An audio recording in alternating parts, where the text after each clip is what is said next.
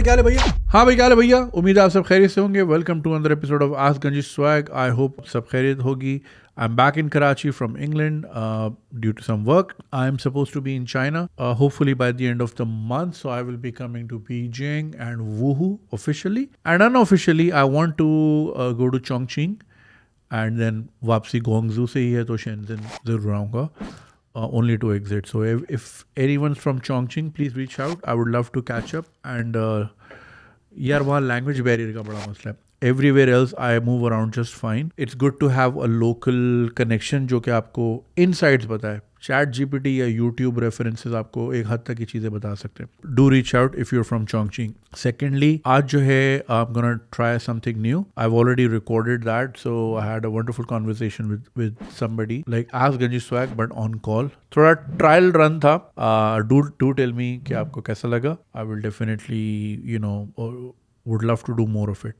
It was quite an engaging conversation. So what I did was कि वैसे तो मैंने patrons के साथ करना था. Of course they get the priority. तो जो मेरे Insta के paid members हैं, because Instagram पे फौरन reply आ जाता है, Patreon पे थोड़ा सा delayed होता है response. तो मुझे फौरन करना था. तो खैर एक साहब reached out गुजरावाला से. We had a very healthy discussion and I hope you guys like it and like the new format. Again, this is something not being done by anyone else, man. So I can easily claim I'm the only one doing it. So yes, one more feather in my non-existent cap. Baki life has been great. I had a wonderful time with my son. He said, "Are you going home?" And I had to tell him, "No, son, this is my home. I'm going to meet your dado." So yeah, man. Difficult conversations start हो गई हैं ज़िंदगी में. He's mashallah a grown-up child now. Very difficult to lift, which begs the question कि did I lift him enough? Because perhaps it's gonna be the only child I have. Yeah, never say never. So yeah, and this image came the next day from his mother. Very sad image, but it is what it is. तो खैर, so that's that. बाकी I also want to announce कि I will be visiting US, Canada and probably Mexico for the FIFA World Cup. So yes, Canada is finally happening क्योंकि इस साल मेरा visa expire हो रहा है. Need to use it. So I will be there. So I would love to catch up with you guys. And if you want your content short, whatever, I'll have my team along. If you're looking for content services, I'm there. And also, you guys know about my startup Lux Marketing. I'm co-founder basically. So अगर आपके किसी brand को, product को, content strategy या ads, paid ads, Meta ads, Google, SEO, whatever services you require, we are working with very limited clients and that has proven good results. So if you want, we can set up a meeting in either of these countries if you want to meet digitally. So I'm always there. Please reach out. ये email है Lux Marketing का. You can book your appointment and I would love to take you guys through. So yeah, that's that. Looking forward finally. So China and then inshallah June, July में North America. That is the plan for now. आज बहुत बारिश हुई कराची में for no reason. Unusual बारिशें हो रही हैं. Again, क़यामत का साइन हो ना हो, लेकिन ये जो एक्टिविटी चल रही है आसमान में, इतने केमिकल्स जो बरस रहे हैं हर जगह से, तो ये उसका ज़रूर शाखसाना है. So today I am gonna be going without comments और चलते हैं डायरेक्ट क्वेश्चन की तरफ. It's a mixed reaction. Some people like comments. I also enjoy comments, but then मुझे लगता है takes away a couple of questions, So question ही के लिए आप लोग आते हैं. So the world, social skills and my comfortable bubble. ये आया है एक खातून की तरफ से. Ola Senior Junaid Akram, my name is ABC, a 23-year-old university student residing in Islamabad. I have been a people-hating, not anti-people, and introverted person in my in my earlier years of life. I used to think that morally and or intellectually, एक second यार, मैं अब ना मेरी eyesight जा रही है आहिस्ता, तो मुझे अब फॉन्ट बड़ा करना पड़ता है. I used to think that I am morally or intellectually superior to other kids in my school. I hated people's vanity, fakeness. It irked me so much that I started to create distance. It took me a long time to accept hypocrisy is such a prevalent thing in our human nature. Using people and being fake is as normal as breathing. I believe I may have inherited this somewhere in my childhood as a defense mechanism against being misused or taken advantage of. If I close off and remain distant, no one can hurt. But I ended up hurting myself indirectly to some extent, especially due to my Dadyal. Their politics, controlling nature and backstabbing. My own mother remained socially isolated and now I am her only friend. I've always wanted to take part in debating during my high school years. However, I always held myself back. I always helped the other participants prepare their debates, rebuttals, and presentations. The good part, they would end up actually end up actually winning all of the participants, but I couldn't do the same for myself. So जिनकी आपने help की वो जीत रहे हैं, आप नहीं जीत रही. Fast forward into adulthood. I've become an adult who doesn't know an ounce of networking skill. Surprise, surprise, our university also never taught us important social skills for the industry. I overthink social situations that I went through. Sometimes I close up in important situations that require me to be responsive. Low social confidence, not with friends though. Small interactions with people in the hallway makes me nervous. I don't avoid it, but I'm not interacting casually. Instead, my nervousness is blatantly obvious. I recognize the importance of networking, talking to people, and one's net worth is their network. Now I find myself yearning to talk to people and discover new friends or to learn new cultures, etc. However, I'm unable to put my avoidant personality aside. I feel like not interacting with people isn't the only thing, but not establishing a good relationship with myself may have left something broken in me. I'm an extrovert by nature. I like outside stimulation. However, my social anxiousness makes me remain in my comfort zone and makes me an introvert. I have self-esteem issues that are deeply rooted into my personality. They are like the thorny veins that prevent me from moving forward or jumping into adulthood bravely.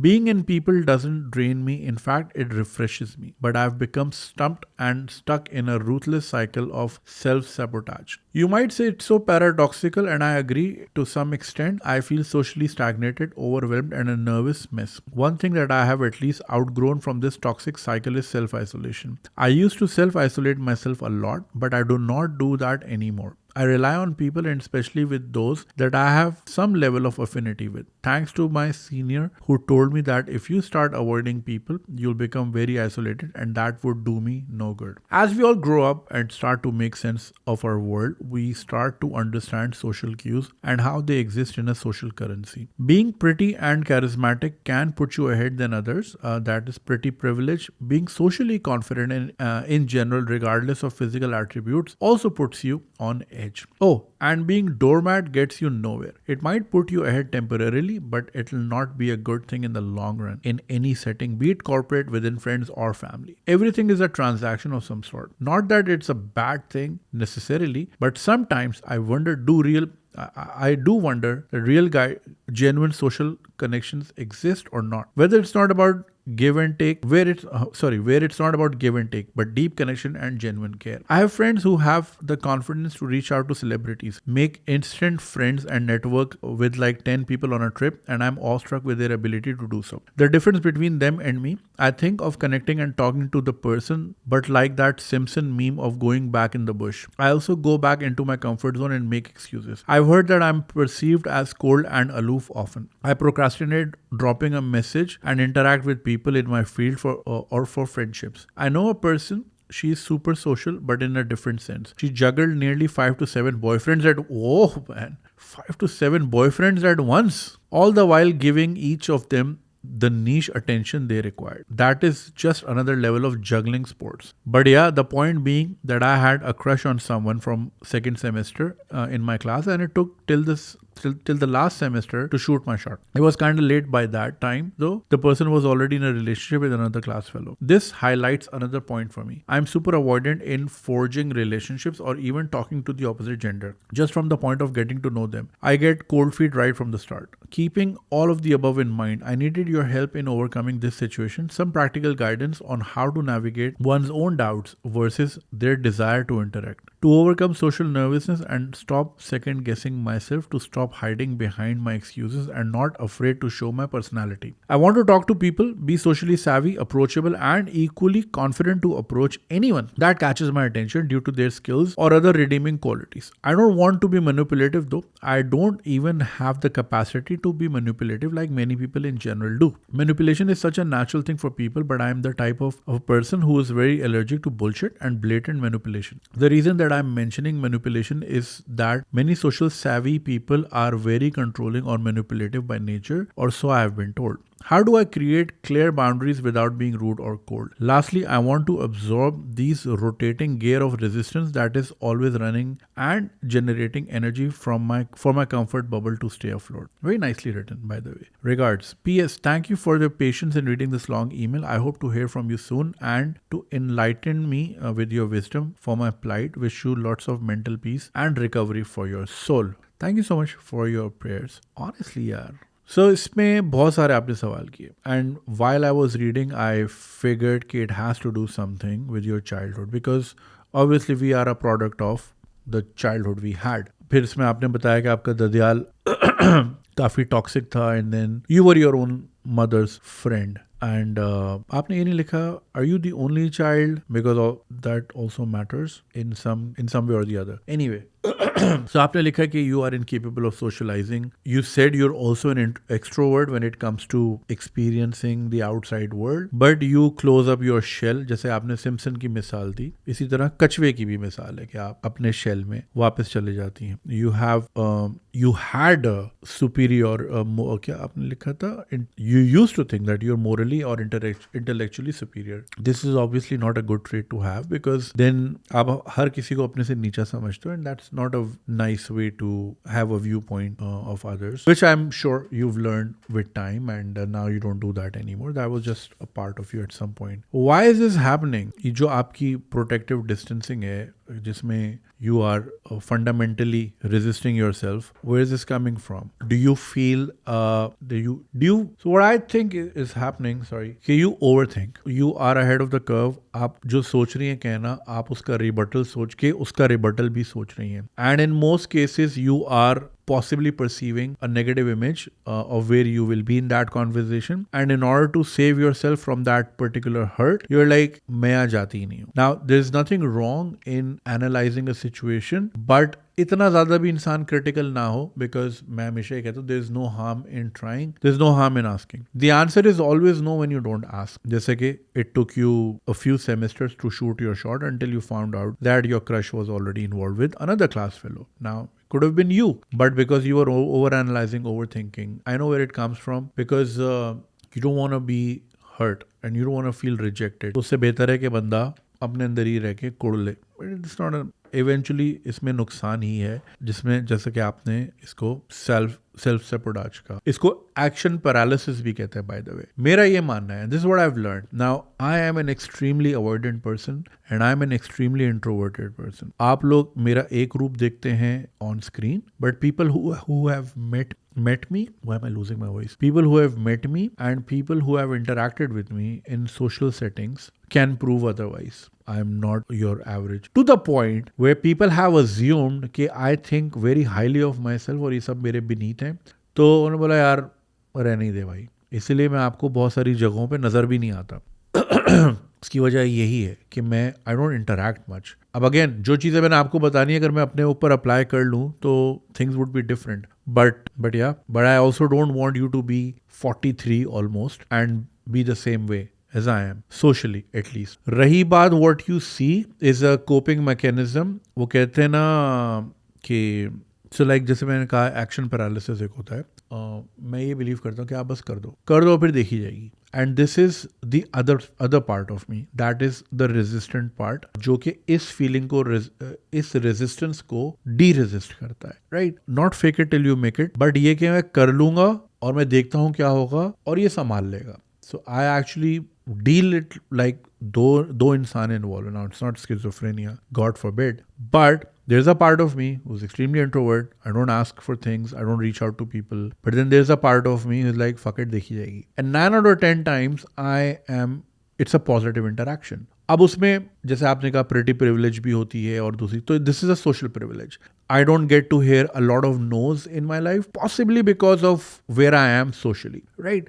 Which is why I yearn for a life. Now, I'm not being ungrateful, but I enjoy the roles where I'm not known. So, for example, जैसे मैं शुरू में lux marketing की बात कर रहा था. So, when I go to meetings, some of those meetings, people don't know who I am. Like, for example, we had a meeting with this extremely elegant, straight out of Ralph Lauren, not a magazine, what do you call the fashion book, and this old Australian / Russian / British lady, and she was interested in her services. She had a very exciting product that she wanted to market in the Middle East. But sadly, Middle East का हाल ही आपके सामने है. So that lady had no clue who I was. And I genuinely enjoyed that interaction because यहाँ पे मेरे पास कोई हथियार नहीं है. You know what I'm saying? I'm as naked as one can be in a situation. I enjoy those roles as well. ताकि फिर मैं अपने आप को टेस्ट करता हूँ कि यार मैं मुझ में अब भी वो चीज़ है नहीं है.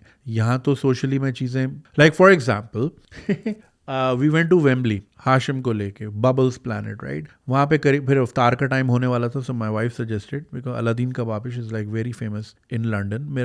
मेरा इत्तेफाक ही नहीं हुआ वहीं जाने का. But it was famous for really good food. So my wife called and they said कि मैम अफ्तार का टाइम तो पूरा फुल है. उसके बाद जो अगली रोटेशन है 7:30 वाली उसमें आपको टेबल मिल जाएगी. And we were extremely famished. You know I told her I don't like this but I was like चलते हैं शक्ल दिखाऊंगा मिल जाएगी table. And that's exactly what happened. मैं वहाँ गया दे लाइक अरे आप यहाँ आ जाए सर टेबल इज अवेलेबल. ये अफ्तार आई और ये आया हुआ इतना कुछ आया और बिल भी नहीं आया. आई don't like that part. I always encourage कि भाई प्लीज ले लें ताकि मैं अगली बार भी आ सकूं. एनीवे सो इसी सारे काम हो गए. So I enjoy the part where I am not this person that is known. ताकि मैं अपनी जिंदगी नॉर्मल तरीके से एक्सरसाइज कर सकूं कि मैं इस वक्त कहाँ खड़ा हूँ सोशली या वर्क वाइज. मैं बात कहाँ से कहाँ ले गया. आई am sorry. So action paralysis की मैं जो बात कर रहा था वो ये कि भाई करके देख लो. ज़्यादा से ज़्यादा ना है. अगर नहीं किया तो वो भी तो ना ही है ना. अब वो चाहे आपको अपने आप का एक्सप्रेशन हो टू योर क्रश या फिर वो कोई जॉब हो कोई कॉर्पोरेट सेटिंग हो. सो मेरा ये एनालिसिस है और मेरी आप सबको यही दरख्वास्त है रिक्वेस्ट है कि कर लिया करें. सोचें ठीक है देयर इज नथिंग रॉन्ग. मैं ये नहीं कह रहा कि बगैर सोचे बंदा लगा रहे. नहीं ऑफ कोर्स इंसान है वो सोचेगा वो उसका रिबटल सोचेगा. वहाँ से ये आ सकता है. अपने आप को आपने हर तरीके से सिक्योर करना है सेव करना है. Because some people can't deal with rejections and rejections hurt a lot. ठीक है आपकी पॉजिटिव ऑन 99 एक रिजेक्शन हो ना आपका फोकस सारा वहीं चला था कि इसने क्यों मना किया. हर जगह तो मैं सही था. I was accepted everywhere else. Why not here right. Which is why if you are dealing with like a really pretty girl everyone is hitting on her. If you don't hit on her is like ये क्यों नहीं कर रहा. And that curiosity will loop her in 101. Anyway so you need to make a shift in your approach and what that is कि आपने कहा कि आप कॉन्फिडेंट फील नहीं करते. कॉन्फिडेंस इनहेरेंटली नहीं होता. कॉन्फिडेंस आता है एक बार सिचुएशन में घुस जाने से. एक बार घुस जाओ now you have to act the partner. For example again I will give my own example because I am the only relevant person here in my life. The most relevant at least. मुझे आज भी stage fright होती है. I don't show it but it's always there. I always avoid events. Okay अभी भी एक pharmaceutical company reached out. They're offering to pay really well for N hours job. और मैं उसमें घुमा के अच्छा अगर वो करके eventually it will go away right. आज भी है. हालांकि मुझे पता है once I step in but sometimes what I do is I accept it. और मैं आखिर मिनट तक सोच रहा होता हूँ यार बारिश हो जाए राइट पानी भर जाए जनरेटर में आग लग जाए कुछ भी हो जाए. ये ना हो. ये नहीं कि मुझे मुफ्त के पैसे मिले बस ये कि यार लेकिन कभी कभी अपने आप को डाल देना चाहिए कि यार मैंने कमिट कर लिया अब तो मुझे स्टेज पे जाना ही है. Now I have to play that part and I have to act that part. So action कि मैंने एक्सेप्ट कर ली जॉब स्टेज पे चला गया. कॉन्फिडेंस फिर इवेंचुअली आ ही जाता. ना आई एम ऑन स्टेज 800 बंदा बैठा है. आई can not disappoint them. Confidence eventually follow करता है आपको. सो ये वेट करना कि जी पहले मैं कॉन्फिडेंस लूंगी फिर मैं जाऊंगी नहीं. एक्शन कर लें. जब आप उस सिचुएशन में आ जाएंगी ना उस रेल्म में अभी तक वो आपके दिमाग में whatever situation that is it's in your head right now. ठीक है and you like should I do it should I not. हाँ नहीं घुस जाओगी. Now you're in the part. अब वो सामने वाला आपको सुन रहा है. There are 4 observants as well. Now you can't fuck up there. So now you have to play that part. You will fumble, you will mumble, but eventually you'll get to the point. I don't know if I'm making sense at all. I really hope I am.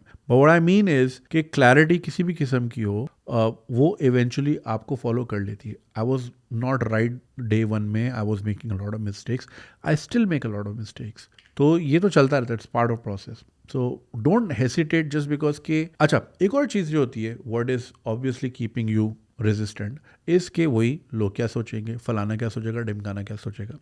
I swear to God, are you right now? So, okay, before you switch to this episode, who were you thinking about? Or what incident were you thinking about? Probably जो उस दिन हुआ होगा या शायद आप वो भी ना सोच रही हो. लेट अलोन के पिछले साल क्या हुआ और लेट अलोन के पिछले सेमेस्टर क्या हुआ. You don't have the capacity. रोजाना आपकी जिंदगी में इतनी चीजें ऑलरेडी हो रही हैं. So even if you screw up somewhere, People might make fun there or like laugh about it, but then eventually they'll forget because so many things follow. तो रील्स और टिकटॉक का दौर है भाई, अब वैसी जहन में इतनी कैपेसिटी रहती नहीं है. सो एक फ्लीटिंग मोमेंट ऑफ एम्बैरेसमेंट और अ बेयर एम्बैरेसमेंट जिसने जो बुलबुले की तरह, जो बबल की तरह फट गया, तो उसकी वजह से पूरी लाइफ रेजिस्ट करना it's not a wise thing to do either. Act like you don't care man. And आपने वो जो बात की कि जी क्या जिंदगी इसी की है कि गिव एंड टेक ही होता है. हाँ, ये आपने जो पॉइंट किया था, yes it is. Sadly the world is very transactional. और ये कि मैं बहुत अच्छा इंसान हूँ और मैं बहुत वैल्यूएबल हूँ, nobody gives a shit how good you are. मैं भी इसी होप में बहुत जिंदगी वेस्ट की कि just because I am good to someone they will be good to me as well. No, they don't owe you anything. You don't owe anything to them either. ठीक है, तो ये कि मैं गुडी टू शूज रहूंगी जिंदगी भर तो मेरे साथ भी लोग अच्छा मामला रखेंगे, नहीं. Be very very practical, be very mindful, be a little manipulative if you have to. देखिए, ये जो चीज़ें होंगी ना, मैनिपुलेशन हो गई, बहुत नेगेटिव कॉनोटेशन में ली जाती है. डिप्लोमेसी हो गई. डिप्लोमेसी बुरी चीज़ थोड़ी है. हाँ, कांस्टेंट डिप्लोमेसी या कांस्टेंट मैनिपुलेशन, किसी भी चीज़ की ज्यादती तो बुरी है ही है. अगर आप हर वक्त ही मैनिपुलेटिव रहेंगी, it's not a good thing. But sometimes the situations require you to be firm, to step back, to be a little manipulative, to be a little assertive. इसमें कोई बुराई नहीं है. अब इसको कोई आपकी कोल्डनेस बोले, कोई आपको बोले कि आप रूड है, नहीं. This is just to create your own boundaries. The end goal is mental clarity and mental peace. अपने आप को पीस में रखना है, चाहे अगले के कितने पीस हो जाए. आपको कोई नेशनल अवार्ड नहीं मिलना, कोई ऑस्कर वॉस्कर नहीं मिलना कि आप कितनी अच्छी खातून थी और आपने सबका ख्याल रखा. Nobody gives a shit. People will throw you under the bus जहां उनको मौका मिलेगा. और ये बात मैंने भी बहुत सीख ली जिंदगी में. ठीक है, 2 मिनट नहीं लगाएंगे लोग. For whatever reason will throw you under the bus. जहां उनको मौका मिलेगा आप थोड़ी सी वीक हो रही हैं. ठीक है, सो यस, कोई आपका दोस्त नहीं है और आप भी बस ट्रांजैक्शनल बेसिस तक ही दोस्त हैं. देयर विल बी फ्रेंड्स जो कि बिल्कुल wholeheartedly and genuinely will be with you, but that percentage is way too low, way too low. बहुत कम. मैं मुश्किल से 5 लोग ऐसे गिन सकता हूँ, मुश्किल से, who will just show up if I say के समथिंग्स अप, यू नो.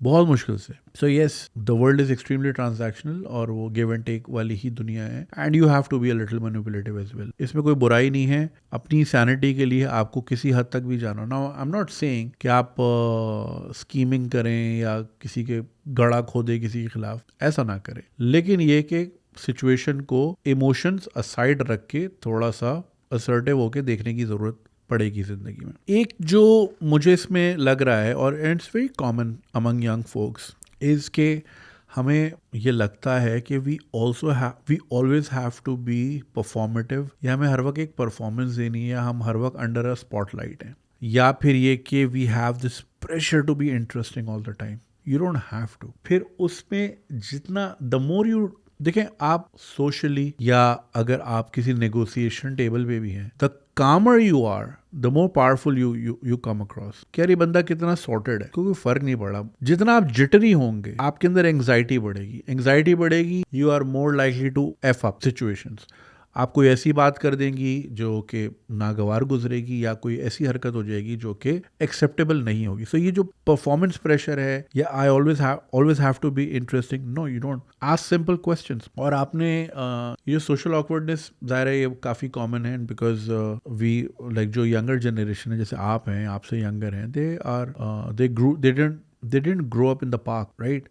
गली में क्रिकेट वाले बच्चे, गली की क्रिकेट ख़त्म हो गई, अब सब सोशल मीडिया पे हैं. तो ऑफ कोर्स उसका कोई ना कोई सोशल इम्पैक्ट ज़रूर होगा, जो कि अब हम देख रहे हैं. Like loneliness is a big issue. People are kids are not very confident, interaction बड़ा कम है और बड़ा ट्रांजैक्शनल है. तो मैं आप सबसे ये कहूँगा, जो लोग इन खातून से, इस बच्ची से रिलेट कर रहे हैं, तो what you need to do as a practice कि आपने रोज़ाना 3 नए लोगों से इंटरेक्ट करना है. अब इंटरेक्शन ये नहीं कि आप बेकरी का भाई डबरोटी और 6 अंडे, ये इंटरेक्शन नहीं है. इंटरेक्शन ये है कि you ask them about something, कोई भी चीज़, चाहे आपके ऑफिस का माली हो या कोई भी बंदा हो, you need to talk to someone, और something more than superficial conversation. For example, कल बड़ी बारिश हुई, तुम्हारे यहाँ पानी, ये कॉन्वर्सेशन नहीं. ये जो हैपनिंग चीज़ है ना, वेदर हो गया, मौसम, मतलब वेदर मौसम ही होता है, क्या बोल रहा हूँ मैं, ये जो मौसम वाली, ये इसको स्मॉल टॉक, ये नहीं, something more then that. Cricket नहीं, ड्रामा नहीं, मौसम नहीं, ये जंग नहीं, ये नहीं, इससे हट के, ठीक है, कि आप क्या चाहते हैं आपका बच्चा, कि अगर आप अपने किसी स्टाफ से बात कर रहे हैं, राइट, उसके बच्चे हैं, आप क्या चाहते हैं आपकी बेटी बड़ी हो के क्या अपना, that's a conversation. Try having that with 3 new people every day. अब मैं नहीं कह रहा कि once you run out of your office colleagues आप सड़क पे किसी को भी पकड़ लें, बट लाइक एक लिमिटेड, लाइक फॉर एग्जाम्पल, अब ऊबर की भी मिसाल नहीं दे सकता ना, यहाँ तो फिर ऊबर वाला बोलेगा तो इंटरेस्टेड है भाई, बच्ची बात कर रही है हमसे, फिर डीएम करेंगे मैडम कब लेने आऊँ.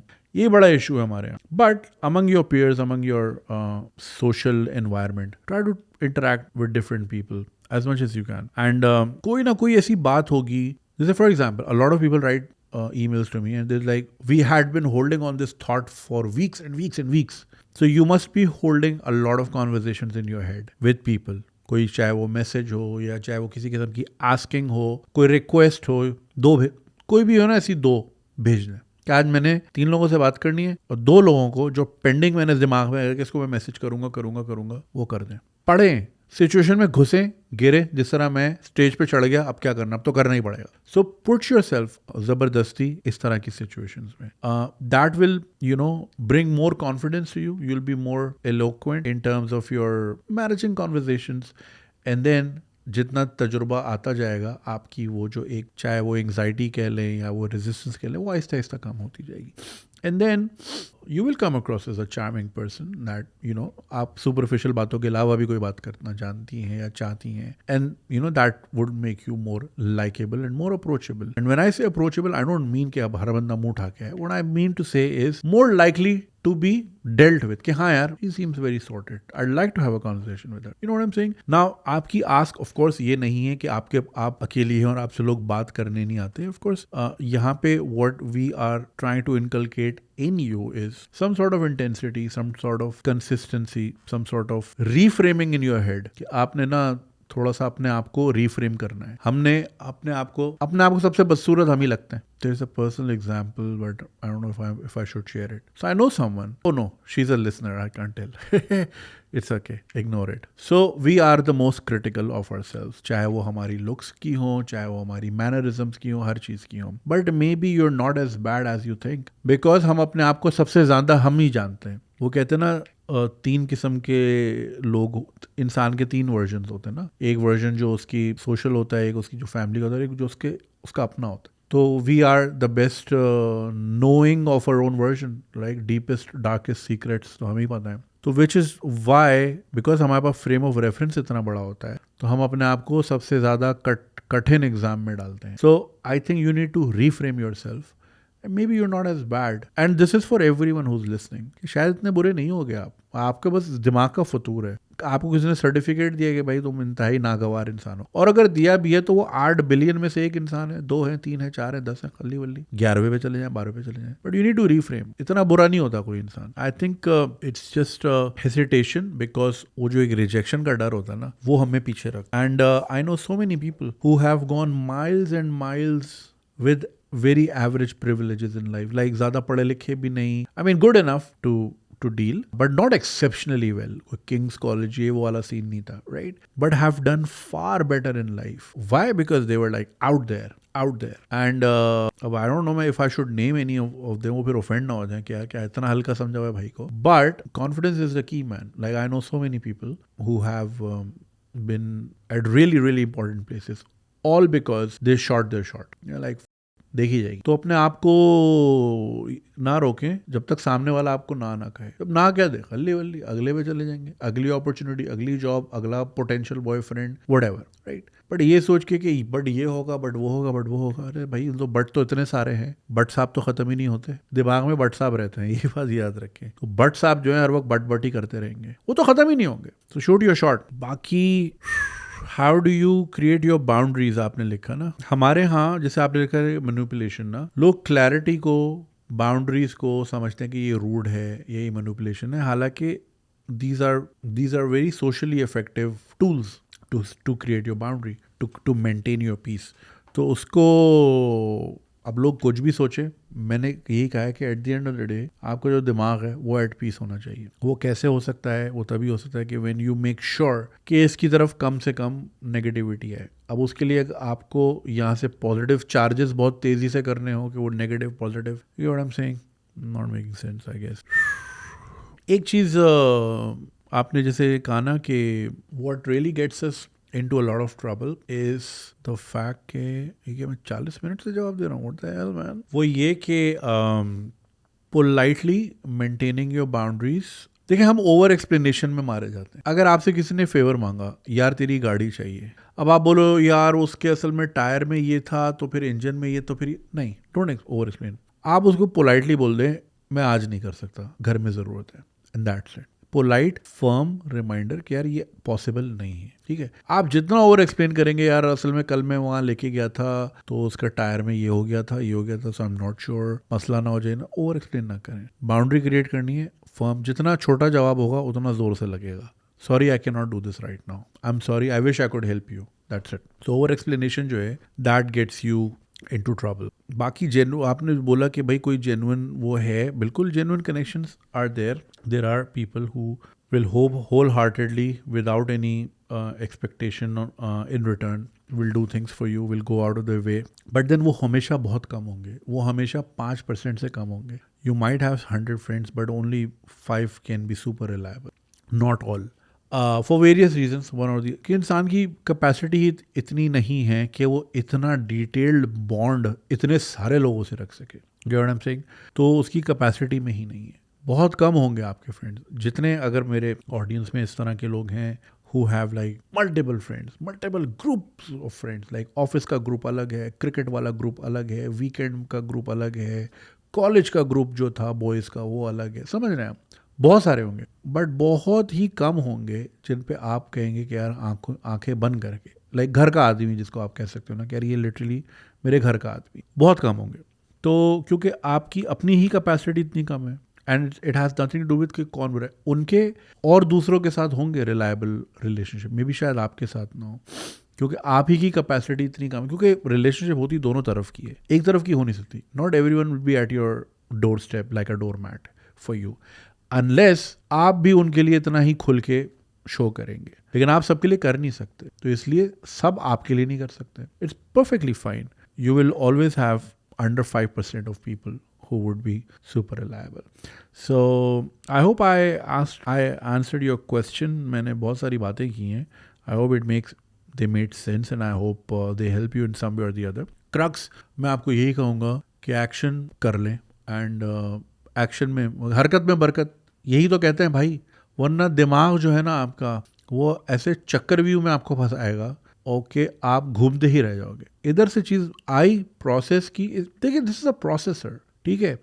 इसमें जितनी जल्दी चीज़ आई, समझी, प्रोसेस की, बाहर कर दी। जितना अंदर गुबार रखेंगे ना, आपके पास पता नहीं अब कौन सा, आजकल तो सबके पास लैपटॉप होता है। डेस्कटॉप कंप्यूटर एक ज़माने में घरों में होते थे, गून स्टेशन होता था कोने पे एक, उस पे घर का सारा इंटरनेट वहीं होता था। तो people used to go to internet, now internet is everywhere, right. There was a time we would go to internet and we would plug internet. Anyway, जिनके पास वो CPU बड़े बड़े होते हैं, तो वो हर 3 महीने बाद ब्लोअर से उस पर सफाई करनी होती, राइट, क्योंकि उसमें कचरा जमा हो जाता है, ठीक है। एक बार तो एक चूहे ने पॉटी कर दी थी दोस्त के मदरबोर्ड पे, बताओ यार, उसको और कोई जगह नहीं मिली, बैतुल खला मदरबोर्ड में आके फादरहुड कर दिया उसने। एनीवे, तो उस ज़माने बहुत महंगा होता था यार ये चीज़ें। आई एम टॉकिंग लाइक 2002 की बात है, बहुत महंगा होता था। सो कंप्यूटर ही लाख रुपए का होता था, if I am not wrong. I think मैंने भी 40,000 का लिया था, अभी की कमेटी निकली थी उससे लिया था मैंने। इमेजिन यार, 2004-5 के 40,000 आज के करोड़ों रुपए होते हैं भाई। एनीवे, सो CPU में गन जमा हो जाता था, राइट। अब खैर gun is not a memory, but what I am trying to say is कि यहाँ से चीज़ें जितना आप इसको अंदर रखेंगी ना कि okay there is this guy, या ये कॉर्पोरेट अपॉर्चुनिटी है, राइट, मुझे इसको एग्जीक्यूट करना है। अब आप इसको जितना अंदर रखेंगी ना, and then things will keep popping up. कोई अपॉर्चुनिटी, जॉब अपॉर्चुनिटी है, ठीक है, and then but what about this, but whataboutery में आप फंस जाएंगे, और फिर व्हाट अबाउटरी में आप इतना डिले कर देंगे, कोई और लेके निकल जाएगा। अब मैं ये करता हूँ कंटेंट के साथ, मेरे पास रेबैन ग्लासेस कब से हैं। माई dearest partner gifted me on my last birthday for the sole purpose कि मैं उससे दबा के कंटेंट बनाऊंगा। अब हर किसी के पास है मेटा ग्लासेस, अब मैं कंटेंट बनाऊंगा तो लगेगा मैं कॉपी कर रहा हूँ, हालांकि I had the tool with me and I was just like but this but that but this whataboutery में मैं फंसा रहा। और वो मैंने उसको उतना यूटिलाइज नहीं किया जितना मुझे अब तक कर लेना चाहिए था 10 महीनों में, So I go through the same challenges as you have described, but I really do wish, वो कहते ना भाई, मेरे बहुत मसले सॉल्व हो जाए जिंदगी में अगर मैं अपने आप की ही सुन लूँ। मैं किस मुंह से आप लोगों को मशवरे देता हूँ भाई, मेरी तो अपनी चीज़ें उल्टी सीधी हुई हैं। सो वही ना, अपने पे अप्लाई करने में दिक्कत होती है, दूसरे को समझाना आसान होता है। तो I hope you don't end up, you're like 20 years younger than me, mashallah, and I really hope you are at a far different place mentally with regards to your challenges, based on what I have suffered so far. And I hope you find a way out, and there's nothing wrong with what you're feeling. Of course,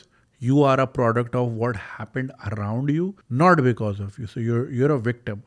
So maybe a harsh word to say right now, but we all are of the circumstances that happened around us. इसमें हमारा कसूर नहीं है, हमें shape up किया है society ने, घर के माहौल ने, इन योर केस ददियाल के माहौल ने, वगैरह वगैरह. But will naturally the first step towards progress is at least acknowledging it कि हाँ मुझ में प्रॉब्लम है, आप चाहती मुझे नहीं बताती, but because you're a mature person, you said कि हाँ मैं पहले इस तरह सोचती थी because of this and this, but now I have overcome that, but these are my challenges now. That's how you presented your case, and it's very admirable. So I really hope you do well in life, and I wish you well. Take care.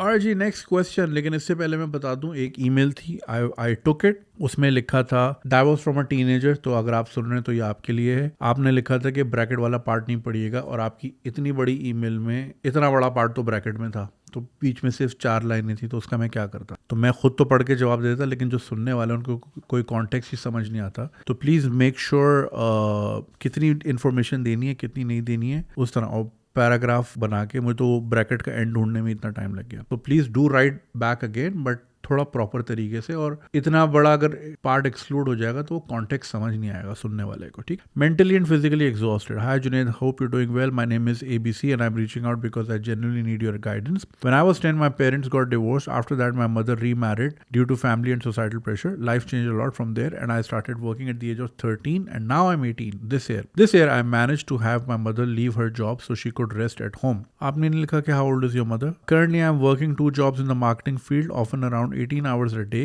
I have 3 siblings, and as the eldest, I've taken full responsibility for the household. I don't do this just because of pressure, but because I'm disciplined, passionate about my work, and I genuinely want to build something better for my family. However, the challenge is that all responsibilities are on me. My siblings are not focused in their lives. They spend most of their times on games, social media, and shopping. There's no support system from their side. On top of that, I face emotional pressure at home. I give my full salary to my mother, but when there's any delay, she reacts very aggressively and her behavior changes. When I suggest managing the finances myself, she takes it negatively and questions my intentions. Sometimes she even compares me to my father, which affects me deeply. I'm reaching at a point where I feel mentally and physically exhausted. I want to support my family, but I also want to grow, lead properly, and not lose myself in the process. I don't want to just be someone who carries everything silently. I want to become a strong man who leads his family in the right way. That's why I'm asking you, what should I do in this situation? How can I balance responsibility, respect, and my own growth? Your honest advice would mean a lot to me. ये आपने सुना कि 18 साल के boy हैं, parents got divorce, घर की जिम्मेदारी संभाल रहे हैं, और अम्मी जो है नाराज हो जाती है अगर सैलरी डिले हो जाए। देखें, आपसे पहले भी जो एक ईमेल आई थी, वो 18 साल का बच्चा था, और उसकी माँ से लड़ाई इसलिए हुई थी क्योंकि माँ 1.5 लाख का फोन नहीं दिला रही थी। So at least you better than a lot of 18-year-olds out there, and you've taken responsibility on your shoulders. It's a big thing. एक चीज मुझे समझ नहीं आ रही, आपने बोला कि you wanted her to rest at home. So was she working? और अगर वो काम कर रही थी, how old is she? That context is missing. क्योंकि अगर वो काम कर सकती हैं, you could have let, because अगर सिचुएशन ऐसी है कि आप ही संभाल रहे हैं, तो सिंगल इनकम हाउस होल्ड, वो भी PKR वाली हाउस होल्ड इनकम पे नहीं चल सकता। 458 रुपए लीटर पेट्रोल हो गया है, which means everything will sky rocket. तो अब ये कि जी अम्मी आराम कर लें, या बहन आराम कर ले, या भाभी आराम कर ले, आराम करना ही बहुत खत्म हो गया है। बहुत बड़ी वजह हमारे घरेलू नाचाकियों की है कि एक कमाने वाला और 10 खाने वाले। अब हमें इस चीज से बाहर आना पड़ेगा, और सबको अपने अपने हिस्से का काम करना पड़ेगा, क्योंकि अब ये वक्त की जरूरत है। तो आराम तलबी, अनलेस कि खुदा ना खास्ता अगर वो बीमार हैं, या कोई उनको मोबिलिटी में इशू हो रहा है, या काम पे फोकस नहीं हो पा रहा, वो चीज। दूसरी चीज, आपने अपने स्टेप फादर का नहीं बताया। आपने कहा कि उनकी शादी हो गई थी सोसाइटल प्रेशर की वजह से, which is not nothing wrong. ज़ाहिर है आप लोग भी छोटे थे, और हमारे माशरे में एक अकेली औरत का रहना मुहाल कर देते हैं लोग। बहुत सारे रीजंस हैं एंड ऑफ कोर्स सिर्फ सोसाइटी के लिए शादी नहीं करनी होती या मर्द की जूती दरवाजे के बाहर रखी रहे इसलिए शादी नहीं की जाती, अपनी कंपेनियनशिप के लिए भी की जाती है और वो हर इंसान के लिए जरूरी। So there is nothing wrong that she got remarried, it's perfectly fine. But you should have mentioned कि आपके स्टेप फादर क्या करते हैं, उनका कितना रोल है, वो कितना घर में पैसा देते हैं वगैरह वगैरह। तो आपकी काफी चीजें मिसिंग है, तो मेरे पास पूरा कॉन्टेक्स्ट नहीं है। अब रही बात बेस्ड ऑन जितना आपने मुझे बताया कि you are the primary earner, आप डिसीजन मेकर हैं। देखिए जो ये कॉम्बिनेशन होता है ना कि जिसमें आप रिस्पॉन्सिबल भी हैं, अवेलेबल भी हैं, लेकिन साइलेंट हैं। रिस्पॉन्सिबल ऐसे कि आपने बेड़ा उठाया और आप काम कर रहे हैं, ठीक है। अवेलेबल ऐसे हैं कि आप सारी सैलरी लाके भी दे रहे हो, सब कुछ कर रहे हैं, और फिर आगे से जब डांट पड़ी आप साइलेंट। ये कॉम्बिनेशन ज्यादा देर चलता नहीं है, क्योंकि फिर इंसान बोलता है यार ये क्या बकवास है। बहन भाइयों से आपने बात करनी, you have to lead them by example, and आपने उनके अंदर सेंस डालना है। बिकॉज अब अगेन यू डिडंट मेंशन कि आपके स्टेप फादर का कितना रोल है, is he there as a father figure. अगर नहीं है तो then you have to step up and be the father for your younger siblings. और आपका काम है उनको समझाना, ये शॉपिंग में उड़ाना, वीडियो गेम्स खेलना, social media, that's not gonna cut it. रही बात आपकी अम्मी के बिहेवियर की, तो भाई पूरी सैलरी क्या, पूरी सैलरी देना तो बहुत दूर की बात है, पूरी सैलरी बतानी भी नहीं होती। क्योंकि हमारे यहाँ ऐसा है कि खर्चे कभी खत्म नहीं होते। जब कुछ नहीं होगा ना तो सोफे का कलर बुरा लगेगा। लेडीज लोग को एक्टिविटी चाहिए होती है घर में। जब सब ओके है, बर्तन चेंज करना, गुल प्लाजा, अब तो खैर गुल प्लाजा ही नहीं है, वरना गुल प्लाजा था ही इसलिए कि यार कुछ करने को नहीं है, अब चलो गुल प्लाजा से ये ले। डिनर सेट आ जाएगा, चम्मच का सेट आ जाएगा, ग्लास, क्या ओमरॉक के ग्लास आते थे, भाई वो टूट गए, अब नए चाहिए 6। मेहमानों वाले अलग जो के रखेंगे शोकेस में, जो निकलेंगे ही ईद बकरा ईद पे, ठीक है ना। एक डिनर सेट वो वाला होता है, एक आपके आम रोजमर्रा का होता है। तो भाई खर्चे तो कभी खत्म ही नहीं होते। गैस बढ़ जाएगी, गैस आजकल नहीं आ रही, गैस का बिल आ रहा है। सिलेंडर का खर्चा, फिर जो है प्रेशर पंप लगाना है या ये लगाना है, वो इलीगल काम है, नहीं कीजिएगा। तो भाई खर्चे तो खत्म नहीं हो रहे। पानी नहीं आ रहा, अब टैंकर के पैसे। अब देखे ना, कल हमारी बिल्डिंग में मीटिंग है, मेंटेनेंस के पैसे बढ़ेंगे, पानी के पैसे बढ़ेंगे, हर चीज के पैसे बढ़ेंगे, सफाई वाले के पैसे बढ़ेंगे। तो खर्चे तो कभी खत्म नहीं होंगे भैया। तो अच्छा, जो उनका रिएक्शन है ना, जो इस तरह का आ रहा है कि वो this is primarily coming from insecurity and lack of control. तो वो शुक्र अदा करना चाहिए यार, बच्चा कमा रहा है, वरना आप भी नहीं कमाते क्या ही कर लेती वो। लेकिन एक्सप्लॉयटेशन बिगिंस एट होम, ये बात याद रखिएगा। और एक्सप्लॉयटेशन में अक्सर व बेशतर आपके पेरेंट्स ही इन्वॉल्व होते हैं, आपके अपने ही घर वाले इन्वॉल्व होते हैं। लेकिन चूंकि वो रिश्ता ऐसा होता है कि आप बोलते हो यार मेरे पास कितना ही वक्त है इनके साथ, चलो होने दो। You get what I am saying. Emotional तो है हम। स्विट्जरलैंड में माँ जो है अपने बच्चे से किराया लेती है 18 के बाद, कि तू घर में रह रहा है बेटा किराया दे। फुल मेमन स्टाइल चलता है उनका। हमारे यहाँ जो है ना वो बस अल्लाह है, अल्लाह, माँ के पैर के नीचे जन्नत, माँ को दुख नहीं दे सकते वगैरह वगैरह। मैं ये नहीं कह रहा कि दें, बट अकाउंटेबिलिटी तो लेकर आए। लेकिन आई टोटली अंडरस्टैंड जब आपने ये बोला, और इस चीज से मैं भी गुजरता हूँ कि मैं अगर कहता हूँ घर में कि भैया ये मुझे जरा हिसाब देते हैं, तो फौरन बीपी शूट हो जाता है अम्मी का कि हिसाब कैसे मांगा। अरे भाई I am just trying to budget, चीजें कैसी चल रही हैं, कहाँ जा रही हैं। ये थोड़ी है कि मतलब दरिया खान थोड़ी के पैसे आते रहेंगे और आप लगाते रहे बजट। तो ये बिल्कुल होता है अम्मियों की तरफ से, स्पेशली इन केसेस जहाँ पे उन्होंने एक पूरी जिंदगी या बहुत major chunk of their life उन्होंने रोक टोक के गुजारा किया हो, राइट। जहाँ पे हर चीज़ नाप तोल के की हो या बड़ी मुश्किलों से ज़िंदगी गुजारी हो, तो वो एकदम ज़रा थोड़ी सी फरावानी होती ना, तो फिर वो हैंडल भी नहीं होती। क्योंकि वो फिर कहते हैं भाई हमें लॉस्ट टाइम में जो हमारा एंजॉय करना था वो अब हम करेंगे। अब वो इस तरह करेंगे कि भाई खाना इतना बनाएंगे कि अगले दिन मासियों के घर जा रहा होगा। मासी हिंदू है भाई, वो गोश्त का क्या करेगी, समझ रहे हैं आप मेरी बात। फरावानी मतलब कहाँ एक तरफ बहुत स्केर्सिटी और कहाँ एक तरफ कि मतलब 4 लोग हैं और 7 काम करने वाले आते, तो आप नहीं कर सकते भाई। लेकिन देखें भाई, मैं आपको हमेशा ही बताऊंगा कभी भी शेयर ना करें, क्योंकि खर्चे कभी खत्म नहीं होते, वो बढ़ते ही रहेंगे। आप अपना एक साइड में एक सेविंग्स का सिचुएशन रखें, कहीं स्टॉक में इन्वेस्ट करें, इमरजेंसी फंड बनाएं, सेविंग फंड बनाएं, आगे अगर आपने पढ़ना है उसका फंड बनाएं। अब बहन भाइयों ने कल को तो कॉलेज यूनिवर्सिटी जाना है, प्राइवेट अगर जाना हो तो उसका खर्चा, तो ये चीजें आप नहीं करनी है। अम्मी को देते रहोगे तो अम्मी तो भाई बर्तन ही लाती रहेंगी। I am generalising right now, but देखो जो क्रेडिट कार्ड, पता है लोग क्यों उसमें डूबते हैं, क्योंकि जो पैसा आपने कमाया नहीं है तो आप खुला ही खर्च करोगे ना भाई। तो अम्मी के हाथ में आप दे दोगे, तो अम्मी ने अम्मी ने 30 दिन बैठ के मतलब बैंक में नौकरी की, अम्मी तो घर पे ही बैठी थी ना। हाँ ठीक है, आ रहे हैं, अगली बार फिर आ जाएंगे। तो वो थोड़ा सा एक हो जाता है. But like what you don't need is a conflict. She's already going through a lot perhaps. Just have a very calm and controlled conversation. ज़्यादा argue ना करें, ज़्यादा defend ना करें, मगर अपनी intent जो है ना वो positive रखें कि भाई मैं तो घर के लिए कर रहा हूँ और देखें मैं ये मेरी पढ़ने की उम्र है और मैं 18 घंटे काम कर रहा हूँ. तो लाइक उनके दिल में ज़रा एहसास बैठा है. और अपने बहन भाइयों को खास तौर पे आपने गाइड करना है, उनको एडवाइस करना है. You have to set an example for them. और ये गैजेट्स वैजेट्स ये ज़रा उनको बोलें ज़रा हल्का हाथ रखें, क्योंकि ज़्यादा फोर्स करेंगे ना यार आजकल के बच्चे भाई बड़े डिफरेंट है. ज़्यादा फोर्स करेंगे डिसिप्लिन तो फिर वो और बुरा है. अगर प्यार से if you can manage things then why not. And ये जो आपने लिखा कि जी मैं 18 घंटे काम कर रहा हूँ, that's also not good. You are over functioning and they are under functioning. तो आप उनके हिस्से का भी काम कर रहे हैं, तो ये नहीं होना चाहिए, क्योंकि फिर बर्न आउट हो जाएगा आपको. Without you even noticing you will crash. अभी आप बहुत छोटे हो तो इतनी बड़ी जिम्मेदारी, ठीक है जिम्मेदारी लेना अच्छी बात है, मगर इतनी भी नहीं कि सारे आराम से ही बैठ जाएं. भाई थोड़ा उनको भी एहसास दिलाएं. एंड 18 आवर वर्क डेज बिल्कुल सस्टेनेबल नहीं है, और ये बिल्कुल डिसिप्लिन नहीं है, सर्वाइवल मोड है. आपने थोड़ा सा बर्डन अपने ऊपर से कम करना है. देखिए आप सही होंगे तो घर से ही चलेगा. तो आप आज तो 18 घंटे पुल कर रहे हैं, बट कितने साल कर लेंगे? तो one day you will crash. And if your health या मेंटल हेल्थ क्रैश करती है, या आपकी ग्रोथ जो है बिल्कुल प्लेटो हो जाती है, because you can't focus anywhere else. आप कुछ और सोचने का वक्त ही नहीं बचा रहे अपने पास अगर 18 घंटे काम नहीं दे रहे हो. क्योंकि ग्रोथ के लिए भी आपको दिन का 1 घंटा अपना निकाल के रखें. आप में से जो भी कोई सुन रहा है, अपनी रूटीन में 1 घंटा कम से कम आप सिर्फ ऑफ योर गैजेट्स जस्ट सोचने के लिए कि मैं और क्या बेहतरी ला सकता हूँ जिंदगी में. And then you exercise your brain every day कि मैं क्या करूँ, कौन से बिजनेस में जाऊँ, कौन सा स्किल हासिल करूँ वगैरह वगैरह. या मुझे अगर यहाँ जाना है तो मैं किस तरह जाऊँ. रोड मैप बनाए रोजाना. पहले दिन बहुत ब्लरी होगा, दूसरे दिन थोड़ी क्लैरिटी होगी, तीसरे दिन और बेहतर क्लैरिटी होगी. बड़ी होगी तब जब आपने आपको टाइम देंगे. 18 घंटे आप काम करेंगे तो then you will end up crashing. तो फिर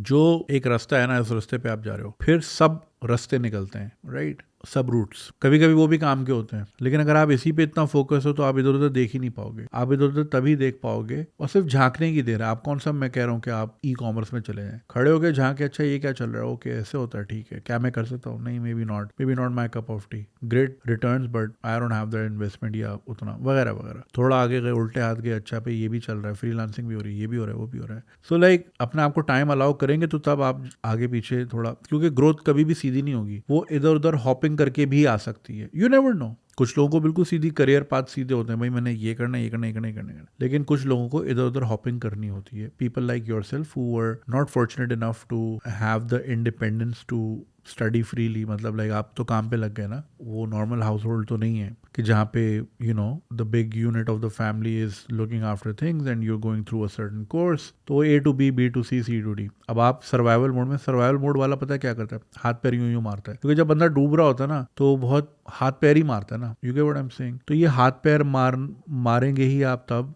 into different ventures when you have the capacity and capability to look anywhere else. Process करने का टाइम और कैपेसिटी वहाँ के लिए भी रखनी है. 18 घंटे लगा दोगे तो then and if you are in a field जो कि कल को टेक ओवर हो गई AI से, तो फिर तो you will be redundant and then you will have nothing else to look into, right. ऐसे नहीं करना अपने आपको एक ही. अब जैसे मैं अक्सर देखता हूँ हमारे बेचारे जर्नलिस्ट हो गए या पुराने कैमरामैन हो गए, उन्होंने अडेप्ट नहीं किया, वो वही पुरानी डिवाइसेस लेके घूम रहे हैं. और आजकल बच्चे नई गैजेट्स, छोटे मोटे ये इस तरह के माइक्स, दिस दैट, तो वो अब बड़ा डिस्कनेक्टेड है टेक्नोलॉजी से. तो वो अडेप्टेबिलिटी कैसे मिलेगी जब वो 18 घंटे काम करेगा, समझ रहे हैं आप. तो अपने लिए आपने ये टाइम जरूर निकालना है. एंड दूसरी स्किल्स की तरफ आपने सोचना है. And you have to plan for the next 2-3 years जो भी है. रही बात के सेटिंग बाउंड्रीज, तो फैमिलीज में it's not easy but it's not impossible. Respectful tone में रहते रहते आप जितना एक लीडरशिप स्ट्रक्चर को सामने रखते हुए,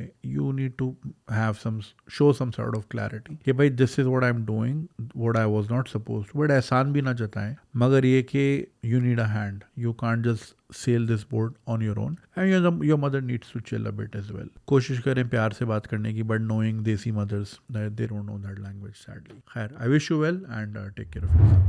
जी अस्सलाम वालेकुम. जी वालेकुम अस्सलाम.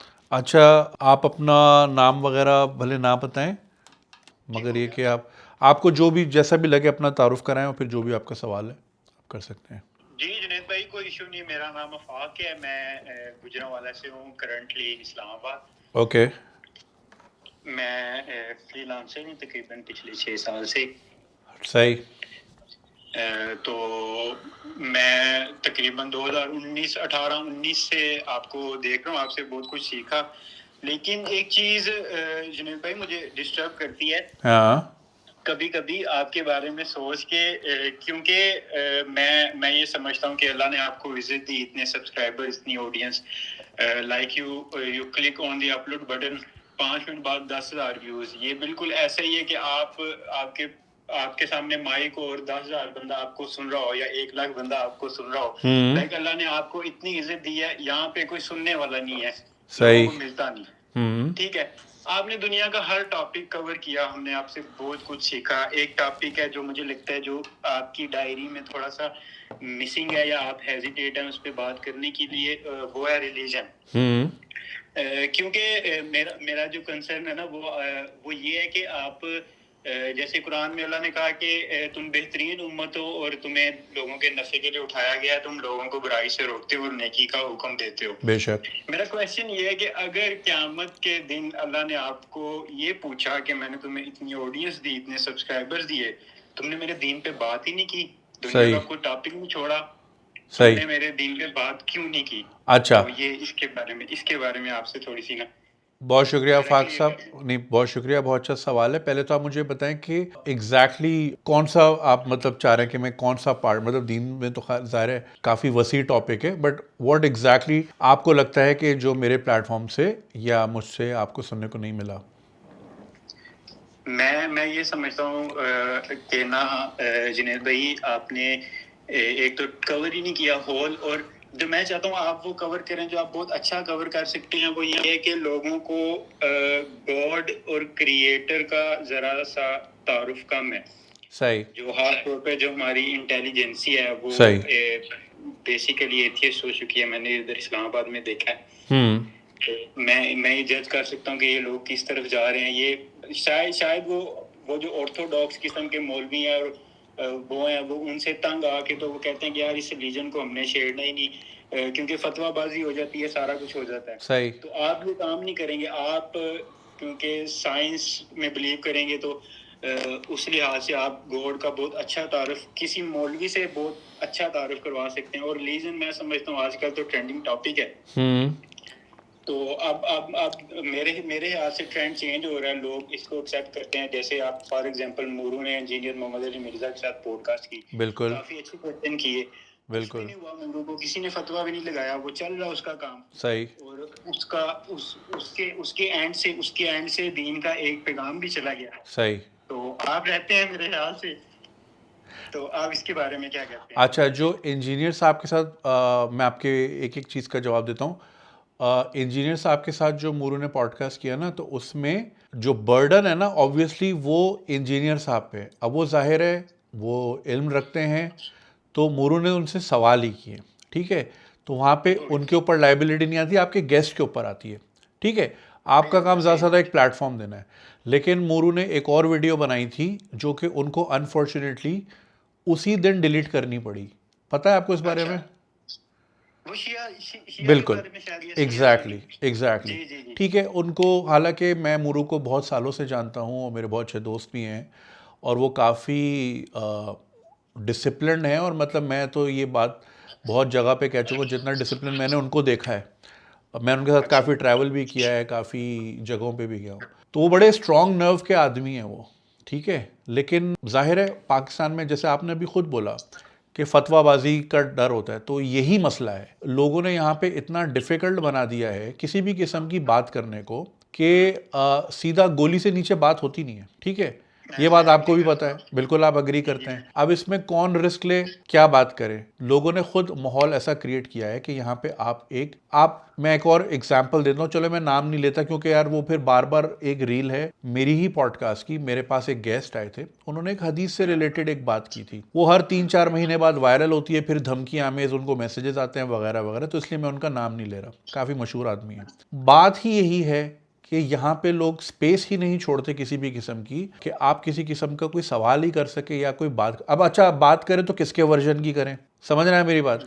कि अब मैं आपको एक मिसाल देता हूँ, मेरे YouTube पे अगर आप जाएंगे ना ब्राउजर से, आपका डेस्कटॉप से या मेरे इवन फ़ोन से, आप वीडियोस के सेक्शन पे जाइएगा और पॉपुलर पे जाइएगा, मेरी जो सबसे मोस्ट पॉपुलर वीडियो है वो है माई ट्रिप टू मदीना, ठीक है, जो मैं उम्रे पे मैं गया था कोई बहुत साल पहले, ठीक है। अच्छा, उसी उम्रे के 2 महीने बाद इत्तेफाक से मेरा जाना हुआ इराक। वो एक रमजान ट्रांसमिशन थी एक निजी चैनल की, और उनको दिखाना था कि दुनिया भर के मुसलमान मुल्कों में रमजान किस तरह सेलिब्रेट किया जाता है। तो मेरी नजर में बड़ा इंटरेस्टिंग कॉन्सेप्ट था एज अपोज टू जो हम देखते हैं रमजान को भी एक गेम शो बना दिया है और मतलब कमर्शलाइज कर दिया है, आप समझ रहे हैं।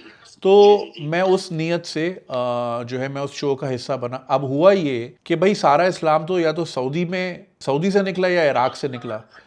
ये मैं बात कर रहा हूँ 2017 की। सऊदी ने इजाज़त नहीं दी, उनकी गवर्नमेंट आपको पता है उस ज़माने में बड़ी स्ट्रिक्ट थी, अब थोड़ी खुली डुली हुई है। और इराक जाने को कोई तैयार नहीं था, ठीक है जी, क्योंकि जी हालात ख़राब थे, ज़ाहिर है वॉर चल रही थी। तो मैंने बेड़ा उठाया, मैंने चले मैं चला जाता हूँ, इसी बहाने मैं जो है एक हमारा बड़ा इंपॉर्टेंट चैप्टर है इस्लामिक हिस्ट्री का, वो भी मैं करीब से देख लूंगा, ऑब्जर्व कर लूंगा और मैं ऑडियंस के साथ शेयर भी करूंगा। आफाक साहब आप यकीन करें, जब मैं उम्रे पे था मुझसे किसी ने मेरा फ़िका नहीं पूछा। मैं रोजाना स्टोरीज डाल रहा था इंस्टाग्राम पे, स्नैपचैट पे, माशाल्लाह, और ये वो। फिर जाहिर है लोग फिर अपनी भी फतवेबाजी करते हैं, भाई इबादत कर लो, आप क्या यहाँ पे स्टोरीज बना रहे हो, मतलब मकसद यही है कि भाई आप भी देखें।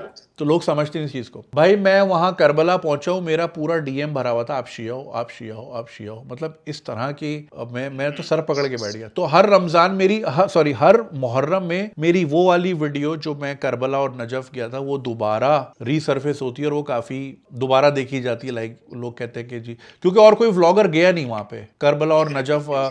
जो वैसे ज़ियारतों पे जाते हैं उन्होंने अपनी अपनी कवरेज कर ली होगी, लेकिन कोई मेन स्ट्रीम यूट्यूबर वहाँ कभी गया नहीं। तो अब ये एक्सपीरियंसेस मैं आपको बता रहा हूँ 2017 के। फिर जाहिर है जब आपका नाम बढ़ता रहता है तो आपके जहाँ लोगों का प्यार बढ़ता है तो बुरी नज़रें भी बढ़ती हैं, और फिर हर किस्म के आपके ऊपर प्रेशर भी बढ़ता है। आप अगर कह रहे हैं कि आप मुझे 2018-19 से सुन रहे हैं, आपने भी नोटिस किया होगा एक ज़माने में बहुत खुल्ला डुल्ला मैं बात कर लिया करता था, लेकिन अब मैं बहुत रिजर्व हो गया हूँ। उसका एक फैक्टर, हाँ, तो उसके बहुत सारे फैक्टर्स में से एक फैक्टर ये भी है कि स्पेस जो है ना, जैसे जैसे आप ऊपर जाते रहते हो स्पेस और कम होती जाती है, और कम होती जाती है। अब अगर आप ये फतवेबाजी की बात करें, अब देखें हाल ही में सोहेल अहमद साहब के ऊपर भी एक ब्लास्फेमी का वो चल रहा है। तो जिस मुल्क में इतने आसानी से ब्लास्फेमी खेला जाए, वहां बंदा क्या ही बात करे, ठीक है। फिर लोग इस पे भी आते हैं कि जी आप किस नौयत से बात कर रहे हैं, आप कौन से आलिम फाजिल हैं, फलाना ढिमकाना, करो तो मुसीबत, नहीं करो तो मुसीबत। अच्छा, एक और चीज आपने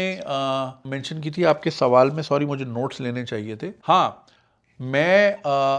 मुझे इस काम का जो एक बहुत बड़ा पर्सपेक्टिव मिला था, हमारे एक कॉलीग होते थे जो मेरी लास्ट जॉब थी ना, तो वो कॉलीग जो थे वो दीनदार आदमी थे, ठीक है। वो पहले एयरफोर्स में होते थे किसी ज़माने में, फिर वो उन्होंने प्राइवेट नौकरी की तो अलहन में होते थे। तो आफाक साहब उनकी एक बात ने ना मुझे बड़ा एक हिम्मत भी आप कह सकते हैं और एक पर्सपेक्टिव भी दिया। वो मुझे उस ज़माने में मैं वीडियोस बनाता था, तो वो ऑफिस में सबको पता था कि मैं वीडियोस ही बनाता हूँ। तो उन्होंने मुझे फ़ोन करके एक बार बोला कि ना आपकी आवाज़ जो है ना, अव्वल तो आपकी नहीं है, ये अल्लाह की देन है, ठीक है। इस चीज़ पे मेरा भी ईमान है, मेरी क्या औकात है, ठीक है। तो अल्लाह ताला, उन्होंने मुझे यही कहा कि उन्होंने मुझे पर्सपेक्टिव इस तरह दिया कि देखो बातें सब करते हैं, हमारे ऑफिस में भी हर किसी के पास ज़बान है, हर कोई बोलता है, लेकिन अल्लाह ताला ने आपको एक गिफ्ट दिया है कि आपकी आवाज़ में तासीर है जिससे लोग मुतासिर होते हैं और सुनते हैं। तो आप इस काम को और इस आवाज़ को अल्लाह की राह में भी ज़रूर इस्तेमाल कीजिएगा। और बिल्कुल मैंने वही नीयत ठानी, और मैंने हमेशा जो है कोशिश यही की कि जो भी देखिए, इस्लाम मकसद हयात है, सिर्फ नमाज रोज़ा ही तो दीन नहीं है ना। मकसद हयात है, मतलब आपने किस तरह उठना है, आपने मामलात किस तरह रखने हैं, आपने लोगों से मिलना किस तरह है, रहन सहन आपका कैसा होना चाहिए, मेल मिलाप कैसा होना चाहिए, आपका जो है लेन देन के मामलात कैसे होने चाहिए, घर वालों से, बाहर वालों से, बच्चों से, बूढ़ों से, वगैरह वगैरह। ज़ाहिर है ज़ाब्ता हयात है भी तो नहीं कहते ना, खाली किताबों में भरने के लिए नहीं। तो मैंने तो हमेशा यही कोशिश की अपने प्लेटफॉर्म के जरिए कि एक सही मैसेज जाए जो कि लोग किसी को, खैर मेरी क्या औकात है, मुझ में खुद हज़ार खामियां हैं, ऐसी कोई बात नहीं है, मैं कोई परफेक्शन नहीं हूँ, मैं भी सीख रहा हूँ ज़िंदगी के साथ साथ। मगर मकसद यही कि एक सही मैसेज जाए और एक मीनिंगफुल बात जाए। अब चूंकि वो इस्लामिक टच के साथ नहीं होती, अब देखिए इसमें एक ये भी वजह है कि हमारे मुल्क में क्या आपका स्पोर्ट्समैन, क्या आपका पॉलिटिशियन, हर कोई इस्लामिक टच के साथ चलता है। और आपका आफाक साहब बिल्कुल वास्ता पड़ा होगा कि जितना सुभान अल्लाह, माशाल्लाह, जज़ाकल्लाह करता है बंदा, उतना ही अंदर से वो टेढ़ा भी होता है। 100%। ठीक है जी। हाँ जी, आप 100% ठीक कह रहे हैं। तो जिस तरह इसलिए हाँ इस्लामिक शहद, हाँ आपने इस्लामिक शहद की बात की थी। हाँ, इस्लामिक शहद, अब देखे ना, हाँ जी। इस्लामिक शहद मिलता है यहाँ सदर में खुला है भाई, कौन सा मक्खी जो है वजू करके शहद दे रही है यार, मक्खी मक्खी है भाई, शहद शहद है। तो जहाँ इस मुल्क में देखे, मसला इस्लाम का नहीं है, मसला दीन का नहीं है, जो मजहबियत हमने अपना ली है अपने ऊपर, वो मुश्ताक अहमद यूसुफी साहब का बड़ा मशहूर वो है ना कि वो, मैंने पहले भी वीडियोस में अक्सर कहा है कि किसी सऊदी ने कहा पाकिस्तानी को कि भाई हम भी मुसलमान हैं लेकिन आप लोग तो कलमा पढ़ के बावले ही हो गए हो। सही कहा तो आपने। जहाँ पे इतनी ज़्यादा स्क्रूटनी हो, अब देखें, एक खातून है, वो बड़े अच्छे खाने बनाती है, इंस्टाग्राम पे बड़ी मशहूर है, ठीक है। कल रात मैं स्क्रॉलिंग कर रहा था, उनकी वीडियो सामने से गुजरी, बड़ा मज़े का जूस वो बना रही थी, तो मैं देखने लग गया। अच्छा, उसका वीडियो का टाइटल था कि making an iftar snack for my husband, ठीक है। अब उसमें जब जूस कंप्लीट हो गया, उन्होंने थोड़ा सा चख भी लिया स्ट्रॉ लगा के, ठीक है। ये देख के मैं फौरन कमेंट में गया कि हमारे जो इस्लामी मुजाहिद हैं वो पहुंचे कि नहीं पहुंचे। और आप यकीन करें कि उस पोस्ट में जो टॉप कमेंट था वो एक खातून की ही तरफ से था, जिन्होंने लिखा कि क्या आपका रोज़ा नहीं है।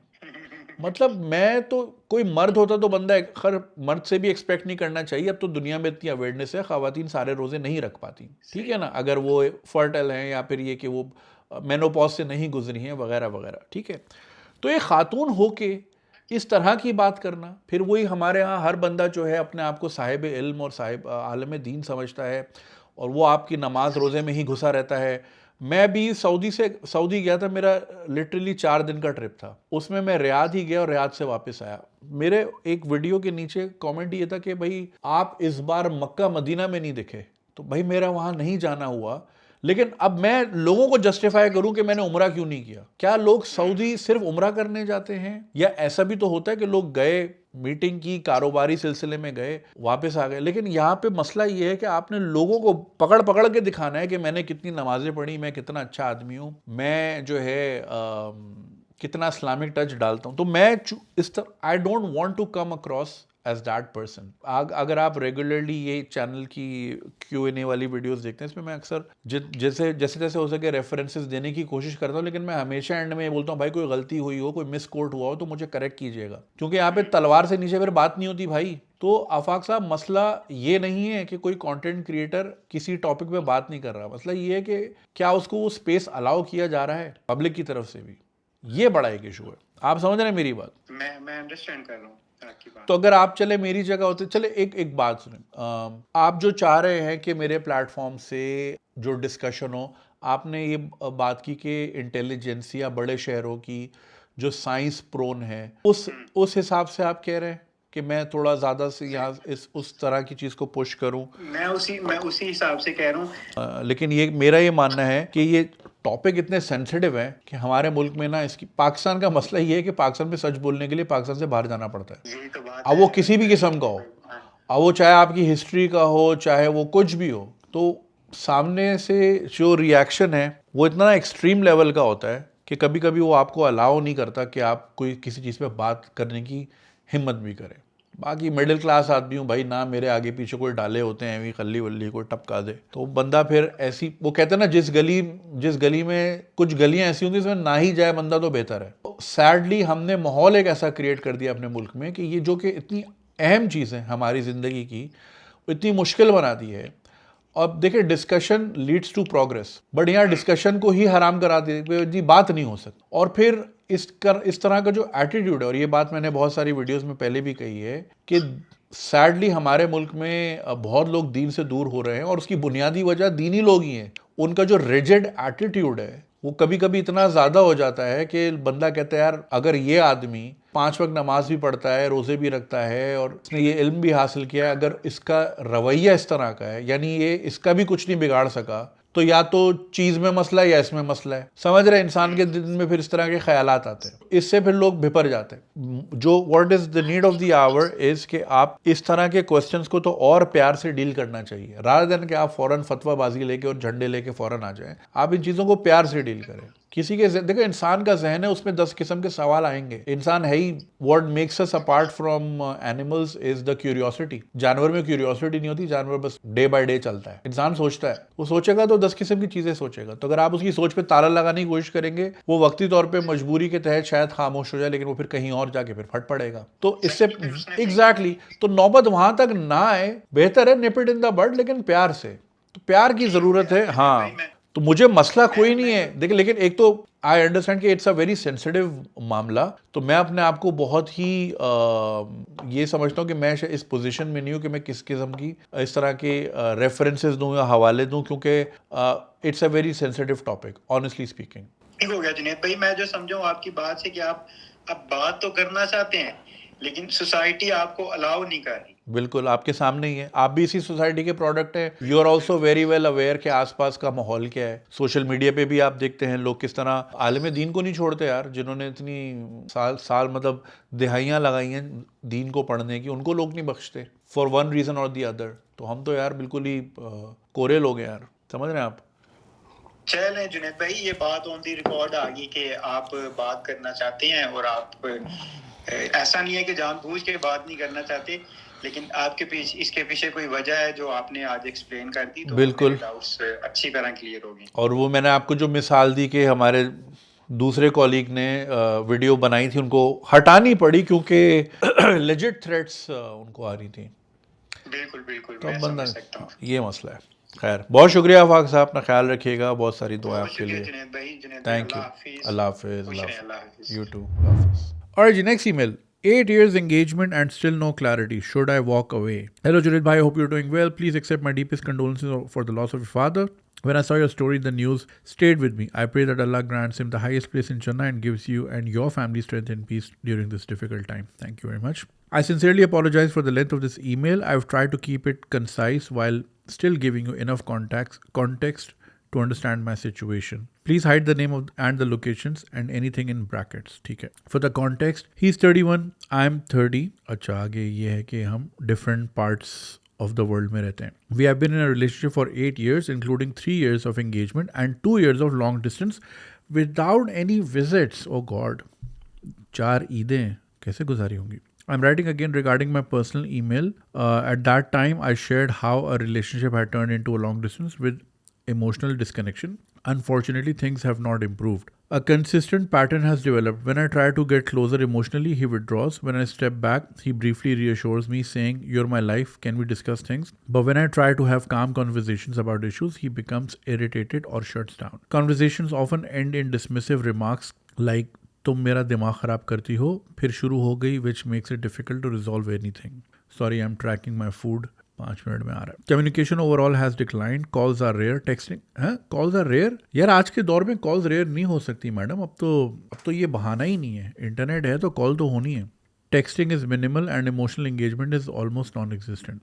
Recently, when I tried to encourage healthier communication, he began putting my messages into ChatGPT and sending me its replies instead of responding himself. Initially, I tried to understand it, but it quickly felt like I was speaking to a machine rather than my partner. When I asked him to stop this, he became defensive also and distant again. There is also a deep issue with accountability.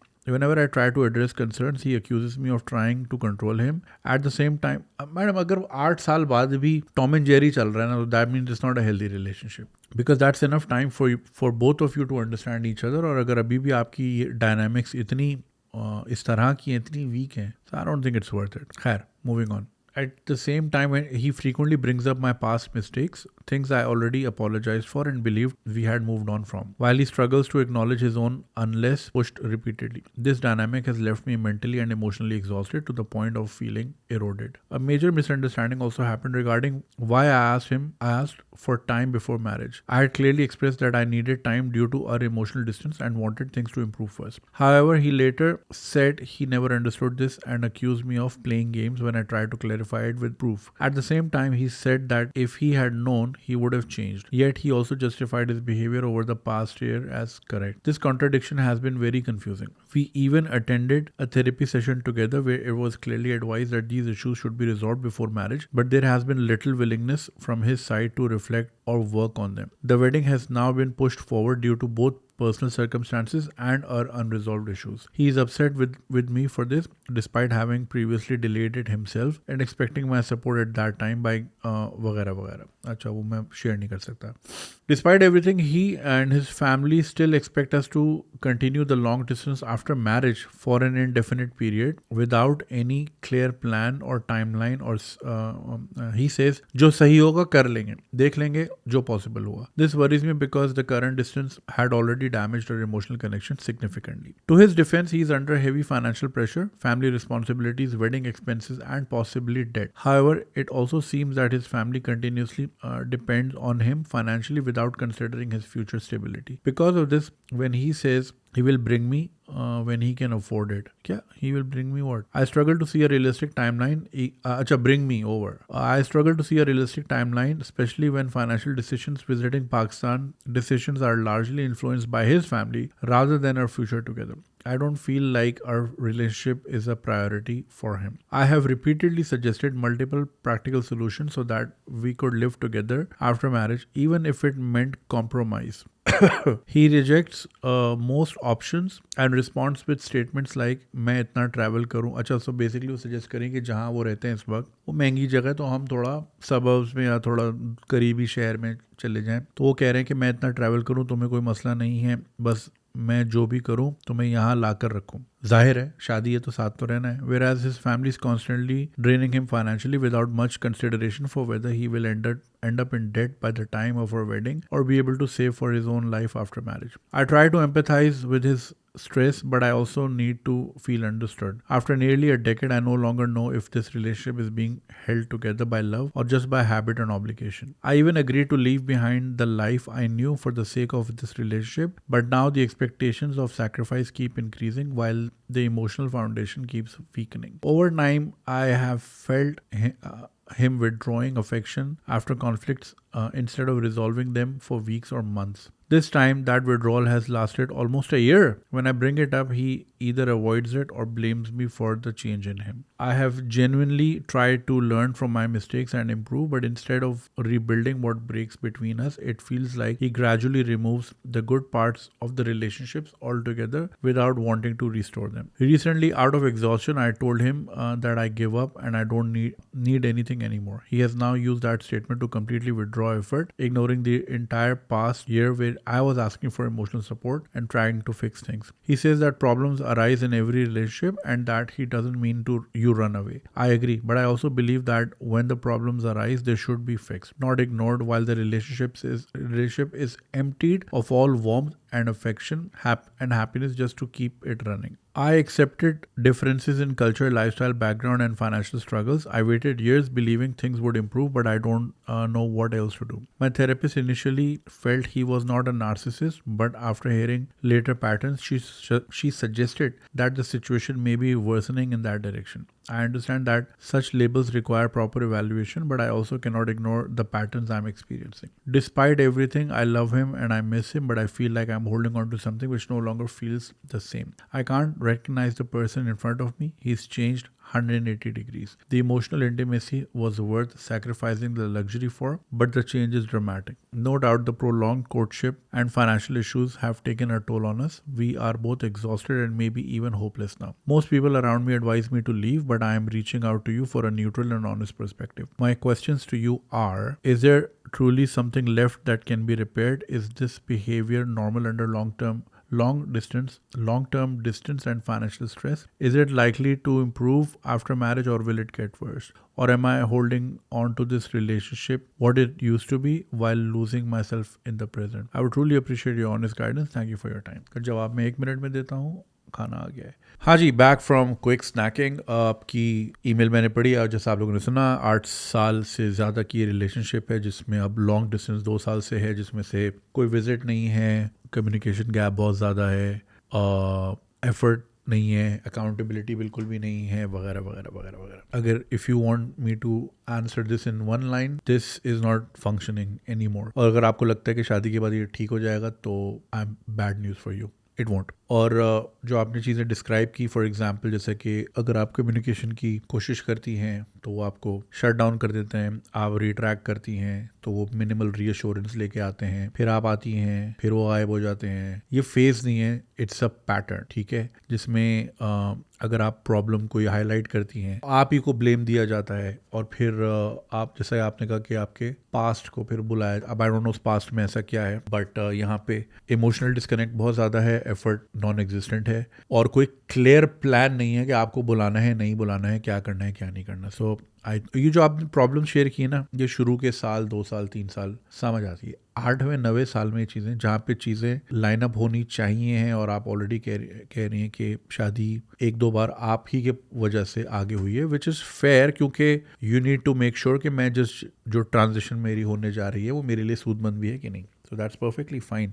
And vice versa, अगर कोई मर्द भी होता तो भी मैं उसको यही कहता कि भाई पहले देख लो कि ये सूदमंद भी है कि नहीं है। So like I said, this is not a phase, it's a proper pattern. And रही बात लॉन्ग डिस्टेंस की, कि तो लॉन्ग डिस्टेंस से चीज़ें मुश्किल ज़रूर होती हैं, लेकिन उसका मतलब ये नहीं है कि आप बिल्कुल ही कम्युनिकेशन एलिमिनेट कर दें। और ये जो आपने बोला कि साल तक ये, I mean like what were you holding on to? So nothing justifies emotional withdrawal, nothing justifies effortlessness. People who want, they will go at any length to make things happen, rather than कि आप अभी भी अगर आप 8वें साल में भी struggle ही कर रही हैं, आप इसको इस तरह देखें, remove yourself from this relationship and look at it as a third person. आपको क्या नजर आता है यहाँ पे? और you would, the question that you need to ask yourself right now is, do you love the person what he was, or do you love the person what he is right now? तो अगर right now आपको समझ नहीं आ रहा, right now is your present. पहले जो कुछ भी हो, हंकी डोरी ये वो वगैरह वगैरह, वो अपनी बात जगह है, लेकिन आज क्या है, क्योंकि आज मैटर करता है, क्योंकि जिंदगी आज है, कल जो हो गया वो तो गया, आज है, और फिर आज के बाद जो भी आगे वो है। So long distance doesn't mean कि बेसिक सेंस ऑफ रिस्पेक्ट ही खत्म हो जाए या एक्नॉलेजमेंट किसी किस्म की खत्म हो जाए, कोई एफर्ट ना हो, उसका मतलब ये नहीं है। लॉन्ग डिस्टेंस में ठीक है, आपकी मुलाकात जाहिर है बहुत कम टू नन हो जाती है, एंड जो 2 साल is a lot of time. मतलब वो भी आपने जो मुल्क बताया है वो इतना दूर नहीं, वहाँ से आना इतना मुश्किल नहीं है। अगर बंदा आना चाहे तो कर लेता है, हाथ पैर मार लेता है, थोड़ी सेविंग कर लेता है, थोड़ी 4 बिरयानी कम खा लेता है हफ्ते में या महीने में, पैसा जोड़ के एफर्ट करके आने की करता है। तो अगर ये 2 साल से आए ही नहीं है, that is a big red flag. मतलब why would you not want to meet your partner? तो लॉन्ग डिस्टेंस का मतलब ये नहीं है कि बेसिक रिस्पेक्ट खत्म हो जाए and it justifies emotional withdrawal और ब्लेम गेम और अकाउंटेबिलिटी से बंदा भागे। और ये जो आपने बात की कि वो चैट जीपीटी से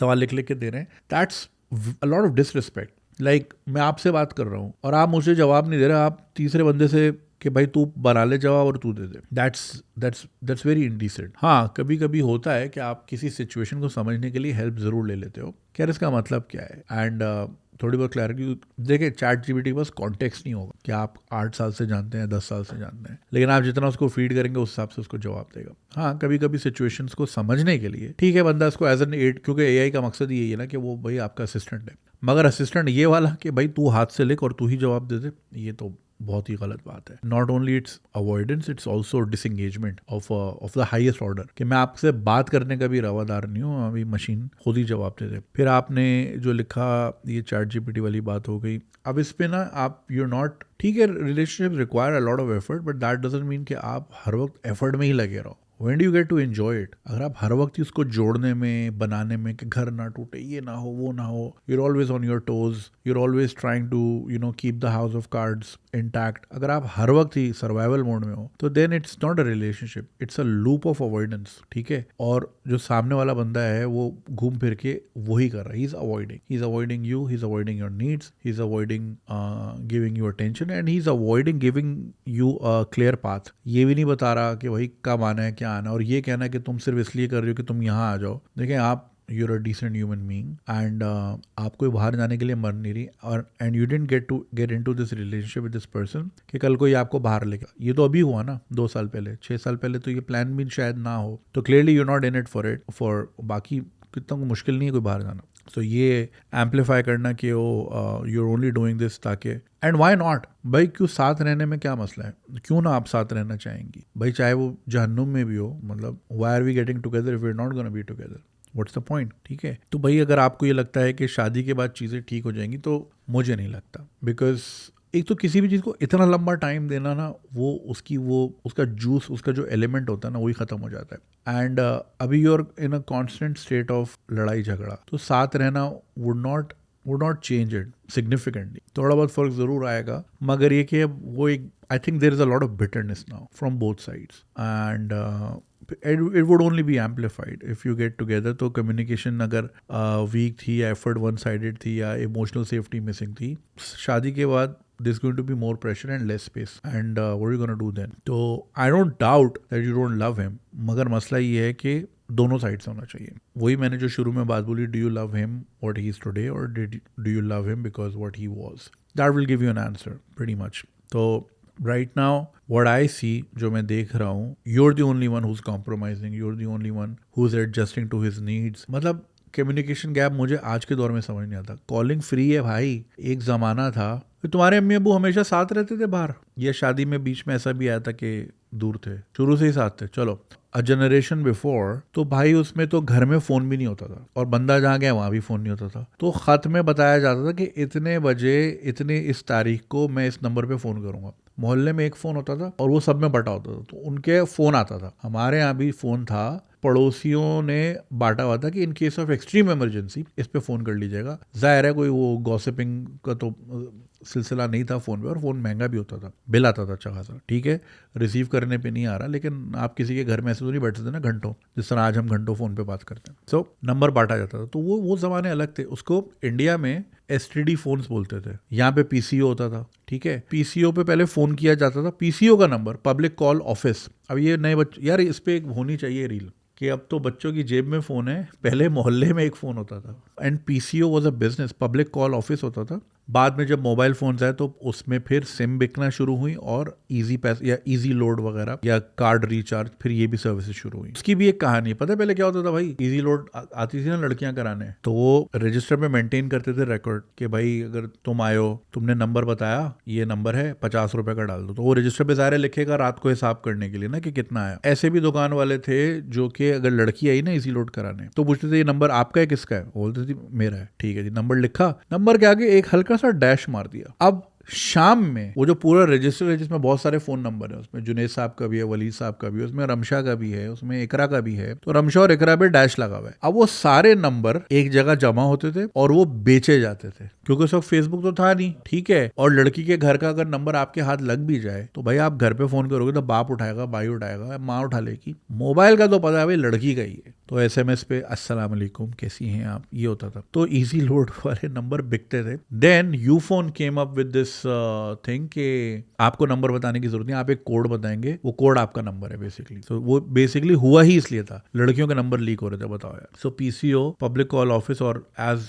दे से इन इंडिया STD, उसका नंबर होता था। तो उस पर पहले फोन आता था कि मैं फलाना फलाना बात कर रहा हूँ और मैं 15 मिनट बाद कॉल करूंगा, घर से किसी को बुला लो। फिर वो लड़का भागता था बुआ जी के घर के, जी आपके हस्बैंड का सऊदी से फोन आया है और वो भी फोन करेंगे। तो आंटियां दुपट्टा बस जैसा वैसा पहना, 2 पट्टी की चप्पल खचड़ खचड़ करके फौरन भागती, वहां खड़े होकर ऐसे वेट करते थे कि अब फोन आएगा। फिर फोन आता था, फिर वो बात करते थे। ये था तरीका भाई। आज तो ये मसला नहीं है। और अगर वो मिडल ईस्ट में है या कहीं पे भी है, जैसे चले अगर मिडल ईस्ट की बात करें जहाँ पे व्हाट्सएप कॉल्स नहीं लगती, तो भाई क्या है, बी से क्या नाम है, बॉटम है, VPN है, बड़े तरीके यार करने वाले ढूंढ लेते हैं तरीके। तो पूरे दिन टेक्सटिंग, व्हाट्सएप का मैसेज तो चलता ना भाई, इतना क्या ही बिजी। अगर इतना बिजी है, लाखों करोड़ों का काम कर रहा है, तो ना डेट में होना चाहिए उसको, ना उसको घर में मसला होना चाहिए, और आराम से आपके लिए घर बनाए और आपको ब्याह के जहाज में बैठा के ले जाए। अगर तो इतना नहीं कमा रहा तो कर क्या रहा है भाई, मसरूफ किस बात का है। Nobody is that busy. I'm telling you, जो जितना ऊपर स्टेज पे होता है वो उतना कम काम करता है, क्योंकि उसने काम डेलीगेट किया हुआ होता है। अभी मैं आपसे यहाँ बात कर रहा हूँ, लेकिन जो वीडियो मैंने पिछले हफ्ते लंदन में बनाई थी, वो एक एडिटर एडिट कर चुका है, थंबनेल वाला थंबनेल बना के भेज चुका है, और अपलोडर इस वक्त उसको अपलोड कर रहा है। और वली साहब वहाँ बैठ के देखेंगे कि कोई स्पेलिंग मिस्टेक, कोई थंबनेल ऊपर नीचे वगैरह तो नहीं हुआ। ये डेलीगेट हुआ है। While I am doing this, नहीं तो ये सारे काम मैं कर रहा था, फिर ये नहीं हो रहा था। तो when you come to a certain stage you delegate things. तो नोबडी इज बिजी। इनफैक्ट जो जितना ऊपर है वो उतना ज़्यादा फारिग हो जाता है इवेंचुअली, समझ रहे हैं। तो ये तो बकवास चीज़ है कि जी फ़ोन का टाइम नहीं है, उसका टाइम नहीं है। Clearly he is not interested, या फिर ये कि he just takes you for granted कि ये कहाँ जा रही है।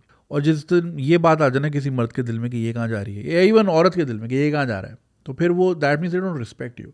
और किसी रिलेशनशिप में अगर रिस्पेक्ट ही ना रहे तो वो रिलेशनशिप बचती ही नहीं है। और क्या है रिलेशनशिप अगर वो रिस्पेक्ट नहीं है, लॉयल्टी नहीं है, अंडरस्टैंडिंग नहीं, तो फिर और क्या है? तो ये बहुत बड़ा एलिमेंट है। तो अगर वो आपको इतना विड्रॉ कर रहे हैं, डिले कर रहे हैं और वो किसी भी चीज़ को फाइनलाइज नहीं कर रहे, तो I think you are the only person who is holding on to this relationship. He is not. क्या करेंगी अकेले रह के? और देखें, अकेले रहना is far better than being with someone and be lonely. वो तो और जुल्म है, वो तो और आपको चुपता है कि यार एक बंदा सामने लेकिन ये नहीं है, he is there but is not there any more, I am the only one carrying my self further. तो अकेला होना कोई मसला नहीं है, ठीक है, लोनली होना मसला नहीं है, अलोन होना मसला है। क्योंकि अलोन आप होते ही पब्लिक में है कि यार सब कुछ है but I am alone. Lonely होता है यार मैं इस तबीयत का हूँ, मुझे कोई नहीं चाहिए, मैं अभी ये रिकॉर्डिंग करूंगा, फिर मैं आराम से अपना दूसरे रूम में जाऊंगा, PS5 खोलूंगा, 2-3 मैच फीफा के खेलूंगा, अरबी बच्चे मुझे हराएंगे, बंद कर दूंगा, प्राइम पे जाऊंगा, आधी फिल्म देखूंगा, जाके सो जाऊंगा, ठीक है। So I choose that excuse me, loneliness part. But alone ये कि यार मतलब कोई है नहीं मेरे साथ, दोस्त हैं बट मेरे साथ नहीं है, वो मुश्किल है और वो नहीं इंसान सह सकता। अब आप जो कह रही हैं कि is there something left to repair, ठीक है ना, आपका सवाल है। देखिए, रिपेयर फिर आप वही करें जो फिर दोनों बंदे करना चाहें। आप ही क्यों कोई के इलेक्ट्रिक की इंजीनियर बनी के खुद ही चढ़ के सीढ़ी पे आप PMT ठीक कर रही हैं? दूसरी साइड से भी हो, अकेले रिपेयर नहीं होगी ये चीज़। रिलेशनशिप चीज़ ही वो है जो कि एक आदमी का काम ही नहीं है, ये है ही दोनों लोगों का काम। तो 50-50 नहीं होगा, कभी 60-40 होगा, कभी 70-30 होगा, बट होगा 100 दोनों को ही मिला के। एक बंदा इसको कैरी कर ही नहीं सकता। ये इतनी भारी चीज़ है कि 2 बंदे तो उठा लेते हैं, एक बंदे से नहीं उठेगी। इसको आप इस तरह समझ लें। तो रिपेयर तभी मुमकिन है जब he is also willing to repair. Is this normal under stress? यही सवाल था ना आपका, एक सेकेंड। हाँ, is this behaviour normal under long term distance and financial stress? Again, nothing warrants किसी भी चीज़ की, कोई भी चीज़, जैसे मैंने आपको बताया कि किसी का मसरूफ़ रहना या फाइनेंशियल स्ट्रेस इस बात की वजह नहीं बनता कि मैं आपको रिस्पेक्ट नहीं दूंगा या मैं आपसे तमीज़ से बात नहीं करूंगा या मैं आपको आपकी ड्यू रिस्पेक्ट नहीं दूंगा। फाइनेंशियल स्ट्रेस है, ऑफ कोर्स है, डेट भी होगा, सर पे बड़ी जिम्मेदारी भी होगी, बट इसका क्या मतलब है? तो भाई इसका मतलब है अगर आप इनकेपेबल हो ना, क्योंकि हमेशा तो गुड टाइम्स नहीं रहेंगे, बैड टाइम्स भी आएंगे। तो अगर आप बैड टाइम्स से इस तरह बिहेव करोगे कि मुझे इनविजिबल कर दोगे, तो अल्लाह ना करे कल को दोबारा बैड टाइम्स आ जाए शादी होते हुए, तो फिर तो आप लात मारोगे कि भाई मैं फाइनेंशियल, मेरा काम बहुत है, ये है, बहुत है। नहीं, ये कोई रीज़न नहीं है। और लॉन्ग डिस्टेंस भी, जैसे कि मैंने कहा, डिस्टेंस क्रिएट फॉन्डनेस यार। People look forward to meeting their partner after a long time. तो ये तो उल्टा है। Is this likely to improve after marriage? मैंने आपको पहले ही बोला कि I don't think so. Am I holding on to what this relationship used to be while losing myself in the present? Absolutely. You are just barking up the wrong tree, sadly. And I personally don't have any hope with this. And you are very much holding on to your past. तो आपको what it was को आप लेके खड़ी हैं, what it is and something entirely different. What you need to do now is emotionally and practically. You're not supposed to fix anyone. अगले को खुद भी एहसास होना चाहिए, अंदाज़ा होना चाहिए what they're doing, and their actions have repercussions because there's a person involved on the other side of the screen. ठीक है? And you need to stop Chase ना करना पड़े यार। बस किसी भी इसमें ना, अगर आपको चेज़ करना पड़ रहा है, किसी के पीछे भागना पड़ रहा है, देखिए कभी कभी प्लस माइनस होता है कि लाइक इंसान थोड़ा नीडी हो जाता है, लेकिन कॉन्स्टेंटली चेजिंग एक साइड से वो फिर आप अपनी सेल्फ रिस्पेक्ट लूज कर रहे होते हो। एंड अगर आप ही अपनी रिस्पेक्ट नहीं करोगे तो अगले से क्यों एक्सपेक्ट करोगे? तो अगला भी नहीं करेगा। तो इमोशनल वैलिडेशन हो गई, या फिर attention seeking, leave him be. अगर उनको चाहिए होगा तो वो खुद आएंगे। And what you need to do is, जैसे आपने कहा ना कि व्हेनेवर यू पुल बैक तो वो रीअश्योरिंग होता है। So you need to step back and observe his actions. Action पे देखें भाई, वर्ड्स पे ना जाए। वर्ड्स तो मैं इतने सारे टाइप करके भेज दूँ, एक्शन क्या कह रहा है? Action speaks louder than words. तो उसके बाद फिर आप देखें कि भाई मतलब इज दिस वर्थ परसुइंग और नॉट? बिकॉज जिंदगी का मामला है, शादी एक ही बार होगी, बाद में भी होती हैं मगर शादी एक बार होती है। मैं I don't know how to explain this to you. मोहब्बत भी एक बार होती है और शादी भी एक बार होती है, उसके बाद भी होती हैं मगर होती एक ही बार। तुम्हें समझ आ रही है बात? घंटा समझ आ रही है तुम्हें? घंटा नहीं आई तुम्हें, ठीक है। अब I don't know how to explain this to you. जो लोग मेरी उम्र के हैं या बड़े हैं वो इस चीज़ को समझ जाएंगे। जो यंगस्टर्स हैं, आप जिंदगी के साथ ये चीज़ सीखोगे। सो यस, जो आपने, you are not losing him, you are losing your self. End of end of discussion. बाकी आप खुद देख लें, आप खुद समझदार हैं, पढ़ी लिखी हैं, आपकी ईमेल राइटिंग बहुत अच्छी थी। ज़िंदगी का मामला है, ज़िंदगी एक बार मिलती है। किसी ऐसे शख्स के पीछे जो कि आपको वैल्यू आज ही ना दे रहा हो, लोग तो डी वैल्यू बाद में करते ना कि कोई मिल गया तो डी वैल्यू, अभी तो आप प्रॉपरली मिली भी नहीं है। बट वही वाली बात कि वो ये ना 7-8 साल वाला बड़ा लंबा पीरियड है। 2-3 साल में ना इंसान को डिसीजन लेना चाहिए। आई थिंक 2-3 साल में you meet the person enough times. अगर आप एक ही शहर में रहते हैं, you have enough arguments, enough celebrations. देखिए, आपको ये भी देखना होता है कि अगला मेरी सेलिब्रेशन को कितना सेलिब्रेट करता है, मेरी बर्थडे पे क्या करता है। मैं तो बहुत करती हूँ या करता हूँ, ठीक है।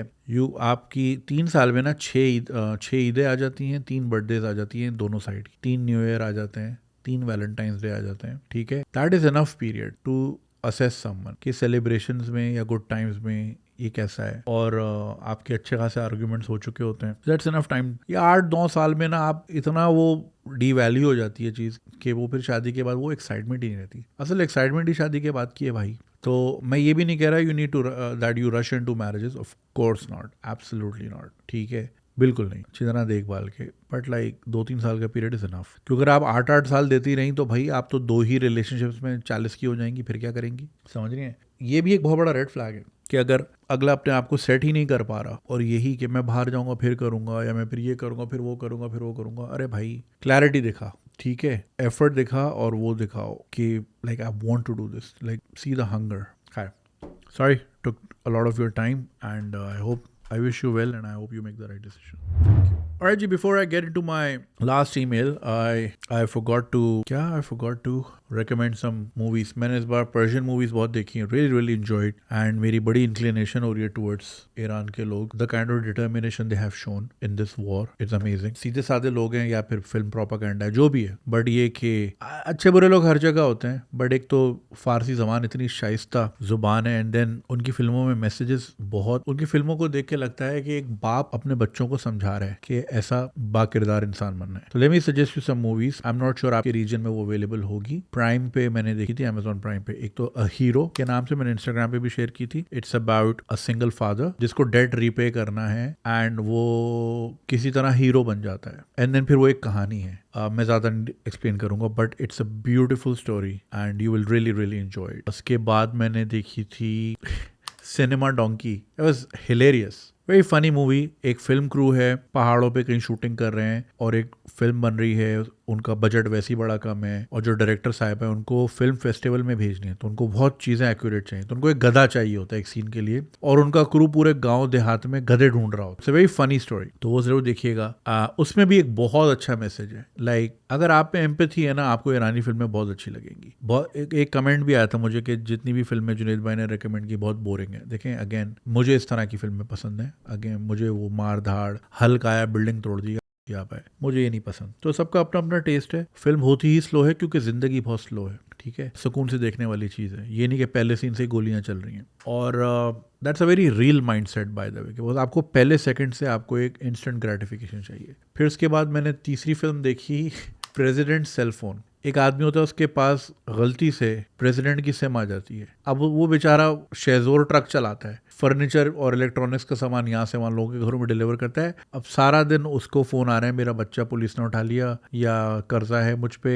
या मेरी फिल्म बैन हो गई, फलाना ढिमकाना, या मेरी बच्ची का दिल में सुराख है। मतलब उस बूढ़ा आदमी है, उसकी अपनी फैमिली है, उसकी वो डायनामिक्स हैं, एंड देन लाइक पूरी फैमिली जमा हो जाती है। It's a very funny movie, but again a beautiful message at the end. और जो चौथी फिल्म है वो आप में से 90% लोगों को बहुत बोरिंग फिल्म लगेगी। उस फिल्म का नाम है सेंट ऑफ विंड, ठीक है। इस फिल्म के जो डायलॉग्स है ना, वो अगर पूरे लिखें तो 2 पेज में आ जाएंगे। उस 2 घंटे की फिल्म में सिर्फ इतनी सी बातचीत है। It's about a remote area up in the mountains. वहां पे एक माजूर आदमी है जिसकी एक माजूर बेड रिडन औलाद है, जिसकी वो देखभाल करता है, और खुद पहाड़ों पे जाके शिलाजीत वगैरह जो भी है, मिनरल्स वगैरह, वो निकाल के बेचता है। उसके घर लाइट चली जाती है और वो वापडा वालों को फोन करता है, भाई मेरी बिजली लगा दो। अब पूरी फिल्म उसकी बिजली रेस्टोरेशन के ऊपर है। That's it. इतने सिंपल टॉपिक्स होते हैं, इतने रियल लाइफ टॉपिक्स होते हैं। ये चीजें हम सब एक्सपीरियंस करते हैं कि यार वो कमोड टूट गया, प्लम्बर लाना है। अब इसके पीछे जो जितने हम चल रहे हैं, प्लम्बर की अपनी जिंदगी है, उसके अपने चैलेंजेस हैं, उसको फलाना तंग कर रहा है, वो उसको उससे डेट लेना है, घूम चक, जैसे सेपरेशन थी ना, सेपरेशन में यही तो था, 2 लोगों की तलाक थी का केस था ना उसमें, मियाँ बीवी का, बट कितनी सारी लाइव्स इन्वॉल्व होती थी मैन, ब्यूटीफुल मूवीज, और क्या मैसेज होता है इन दी एंड। तो सेंट ऑफ विंड मैं आपको अभी से कह रहा हूँ 90% लोगों को इंतहाई बोरिंग लगेगी, आप लोग सो जाओगे, क्योंकि उसमें बातचीत ही नहीं है भाई, उसमें सिर्फ लैंडस्केप शॉट्स हैं, खूबसूरत शॉट्स हैं, एंड एज अ मतलब फिल्मोग्राफर तो मैं नहीं हूँ, film lover, I absolutely enjoyed that movie. तो बाकी इट्स अप टू यू। सो ये 4 फिल्में मैं आपको इस हफ्ते रेकमेंड कर रहा हूँ। तो इंग्लैंड वाले प्राइम पे तो ये सब फ्री थी, यहाँ आके मैंने देखा तो ये सब पेड आ रही हैं, ठीक है, बट एटलीस्ट दिख रही है, अकाउंट ये इंग्लैंड वाला ही है। अब मुझे नहीं पता पाकिस्तान का इनहेरेंट जो मतलब यहाँ से आप साइन अप करेंगे उसमें होगी नहीं होगी, कहाँ ढूंढना है, अब ये वाला काम तो आपने करना है, but were wonderful movies man, so really really thoroughly enjoyed. And वो फिर एक for the people of Iran थोड़ा और वो बिल्ड हो गया एक स्ट्रॉन्ग। और अनफॉर्चुनेट बात है यार, पड़ोस में एक घर है, वहाँ हम कभी गए ही नहीं है। सोचा आप मोहल्ले में रहते हो, वहाँ 5 घर हैं, उसमें से 4 घरों में आप गए नहीं आज तक, खुद अकेले बैठे हो, एक आने नहीं देता। अभी फिर मैं बताया आपको शुरू में चाहना जा रहा हूँ, पहुँच जाऊँ भाई, पहले ही बोल के मैं जिंक्स ना कर दूँ पिछले साल की तरह, और बाकी जा नहीं सकते या जाते नहीं है, अनफॉर्चुनेट। खैर, सो और भी फिल्में देखूंगा और बताऊंगा आपको, लेकिन आज की आखिरी ईमेल ये हमारे पेट्रन की तरफ से। सो patreon.com/ganjiswag पे जो हमें सपोर्ट करते हैं, इस चैनल को सपोर्ट करते हैं, of course this channel goes ad free, इसमें कोई और प्रोडक्ट्स तो इन्वॉल्व नहीं है, और एड फ्री लिंक भी मिलता है। ज़ाहिर है जो लोग रेगुलर यूट्यूब पे देखते हैं उनको तो पूरे ऐड देखने पड़ते हैं, वरना प्रीमियम 470 रुपये का ले लें भाई, कोई मसला नहीं। खैर, जो हमारे पेट्रन्स हैं उनको ऑफ कोर्स प्रायोरिटी मिलती है, कुछ को तो इतनी मिलती है कि उनकी 4 ईमेल्स पढ़ चुका हूँ मैं। खैर, सलाम जुनैद भाई, I hope this email finds you well, and I hope you will make this email part of your series. Content in brackets is only for you. It's going to be a long email. I'm a 26-year-old boy from a small town, currently studying in Canada. I'm about to complete my master's in 2 to 3 months. Let me tell you about my family background. My father retired from his government job about a month ago. Scroller mera na. About a month ago, and my mother is a housewife. We are 4 siblings, and I am the youngest of them all. Junaid bhai, I had dreamt of coming to Canada since my intermediate days, but I was not able to fulfill it because coming to Canada without a scholarship requires a lot of money. Speaking of scholarships, I met this wonderful gentleman from Sakhar at London Science Museum. अगर आप अपने बच्चों को वहाँ नहीं लेके गए तो ज़रूर लेके जाइएगा, उनके अंदर बहुत क्यूरियोसिटी होगी, उनको बच्चों को सिखाएं, लेके जाया करें यार। जो लोग यूके में रहते हैं, आपकी तो गली के कोने पे लाइब्रेरीज होती हैं भाई, इतनी म्यूजियम्स है, नेचुरल हिस्ट्री है, साइंस म्यूजियम है, बहुत कुछ है, लेके जाया करें प्लीज़ बच्चों को, और अभी से उनके जहनों में ये चीज़ें डालें। खैर, तो वहाँ मुझे एक भाई मिले, सक्खर से उनका ताल्लुक था, खुद ही अपने बलबूते पे जो है नवाबशाह से उन्होंने ग्रेजुएट किया, अपने बलबूते पे स्कॉलरशिप लेके मास्टर्स करने कोरिया गए, साउथ कोरिया में 2 साल का मास्टर्स किया, फिर वापस आए और फिर अपने ही बलबूते पे fully funded scholarship without spending a single dime Ireland गए पीएचडी करने, 4 साल का प्रोग्राम और एआई में, और फुली फंडेड है, उल्टा जो है स्टाइपेंड भी मिलता है, पूरा यूरोप घूमते हैं, लंदन में मुलाकात हो गई, बहुत अच्छी वीडियो बनाई उनके साथ, मेरे मेन चैनल पे जरूर जाके देखिएगा। खैर, साहब ने कहा कि scholarship requires a lot of money. Then a cousin from both my father's and mother's side insisted on paying my first year fee and block amount. ठीक है जी, पैसे वाले होंगे तो उन्होंने दे दिया होगा। He also assured my family and me that he would also पे the fee for the next year. Okay, ठीक है, देखिए इनिशियल दे दिया, ठीक है, अगला ना खुद करना होता है। चले आपने अगले साल की भी वो उन्होंने खुद ही बांध दी, लेकिन इतना किसी का ना कोई उंगली पकड़ा है, हाथ नहीं पकड़ना चाहिए। कोशिश करे कि नहीं बस मैं वहाँ पहुँच जाऊँ, मैं अगले साल से आपको खुद दूंगा, खुददारी अंदर आनी चाहिए, ठीक है। चलो, he always instructed me to focus on my studies rather than getting into the rat race of earning money and other things. Fair enough. My father was hesitant earlier, but now I think he agreed to this arrangement just for my happiness.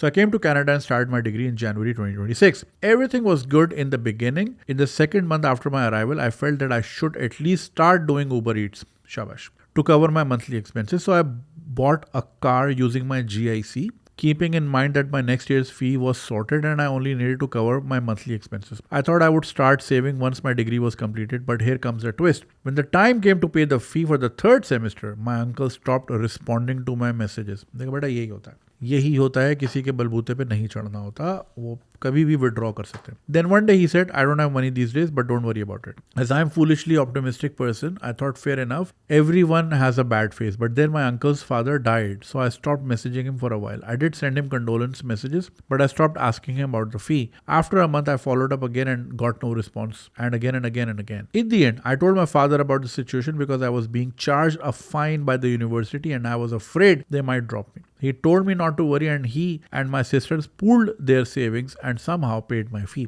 My father also told me not to ask my uncle again for the money, but to stay in touch with him because he has always taught me not to be ungrateful in life or to anyone who has helped you at any point. So it is in my blood. After a while, he started replying to my messages again, but he never mentioned or asked about the fee. I know for a fact that he has a very good memory, so I do not think this is the case of him forgetting it. Now I'm suffering from guilt since the day my father paid my third semester fee, and now he's again going to pay my last semester's fee from his pension. Junaid bhai, I'm in a very strange and confusing dilemma. I sometimes think, was it worth it seeing the Canadian job market and everything to come to Canada and put my parents in a difficult position, especially as I'm their only son. Also, my only remaining unmarried sister is getting married inshallah in a few months, and then they will have no one at home to take care of them or even talk to them. They have never said such things as they are always very supportive of me. These days I'm having thoughts, should I go back to Pakistan permanently after completing my degree, stay near them and try for CSS? अरे भाई CSS ही कर रहा तो Canada का क्यों पाला यार? For a government job, or am I just going through a struggling phase, and that is why I'm having all these thoughts. So I'm confused. Okay, आगे इन्होंने ब्रैकेट में चीज़ें लिखी हैं, so I'm not supposed to share. Okay ठीक है. नहीं, I would not.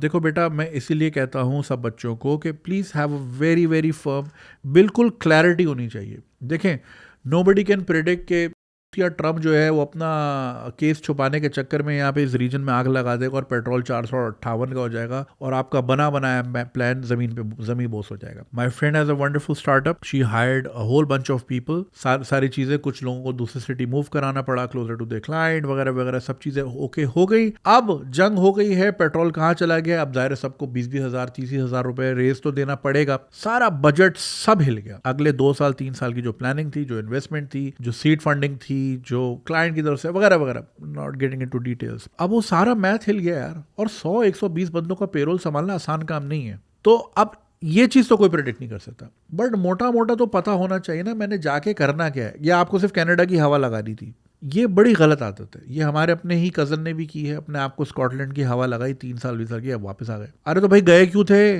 मैं इसलिए कहता हूं अगर गए हो, अच्छा कोई इतनी सिग्निफिकेंट फर्क नहीं होगा तालीम में. एक्सपोजर ऑफ कोर्स जमीन आसमान का फर्क है. दुनिया जहाँ के स्टूडेंट्स होते हैं, दुनिया जहाँ का तरीकाकार डिफरेंट है वगैरह वगैरह, कल्चर वगैरह, ये सब चीजें हैं.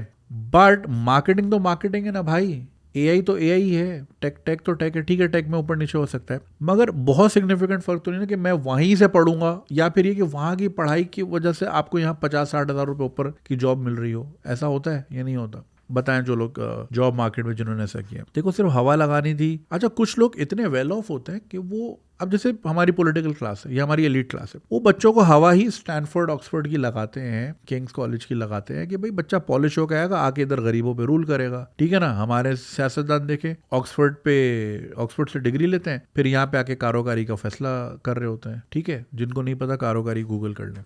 और तो वो उनको भेजते हैं as a status symbol and they can afford to come back. अब आपके पास फीस ही नहीं थी, आपने इधर उधर से जोड़ के फीस की है, तो फिर अगर की है तो फिर उसका मैक्सिमम, अगर CSS ऑफिसर ही बनना है और 90,000 या लाख, कितनी से तनख्वाह है भाई? बहुत 1.5 लाख. अरे 5 लाख भी कुछ नहीं है आज के दौर में यार. 5 लाख भी कुछ नहीं. इसीलिए भाई ब्यूरोक्रेसी हो गई, आपकी पुलिस हो गई, रिश्वत लेने पे मजबूर है. कहाँ से पूरा होगा खुद बताओ ना. मैथ बैठता है तुम्हारा? 3 बच्चे हैं तुम्हारे, बीकन हाउस में पढ़ रहे हैं, सिटी में पढ़ रहे हैं, या FPS में पढ़ रहे हैं, या बेव्यू में पढ़ रहे हैं. कैसे होगा पूरा? हो ही नहीं सकता. Math isn't mathing. तो भाई अगर 1.25 लाख की नौकरी करनी थी तो उसके पीछे तूने करोड़ किस बात का लगाया? ये कैसा मैथ है? और अब इसका आप सीधा एनालिसिस निकालो एज एन इन्वेस्टमेंट कि आपने, ओके फॉर एग्जांपल, मैं जरा ना इधर ये ChatGPT पे इसको पूरा लगता हूँ. आई इन्वेस्टेड, भाई कितना करोड़ लग जाता है अगर 4 साल का कोई प्रोग्राम करे. यूरोप से 4 years worth of tuition fee in Canada for my master, या 2 साल लगा लो मास्टर्स का. ठीक है. What is the rough expense? अभी देख लेते हैं भाई मैथ पूरा.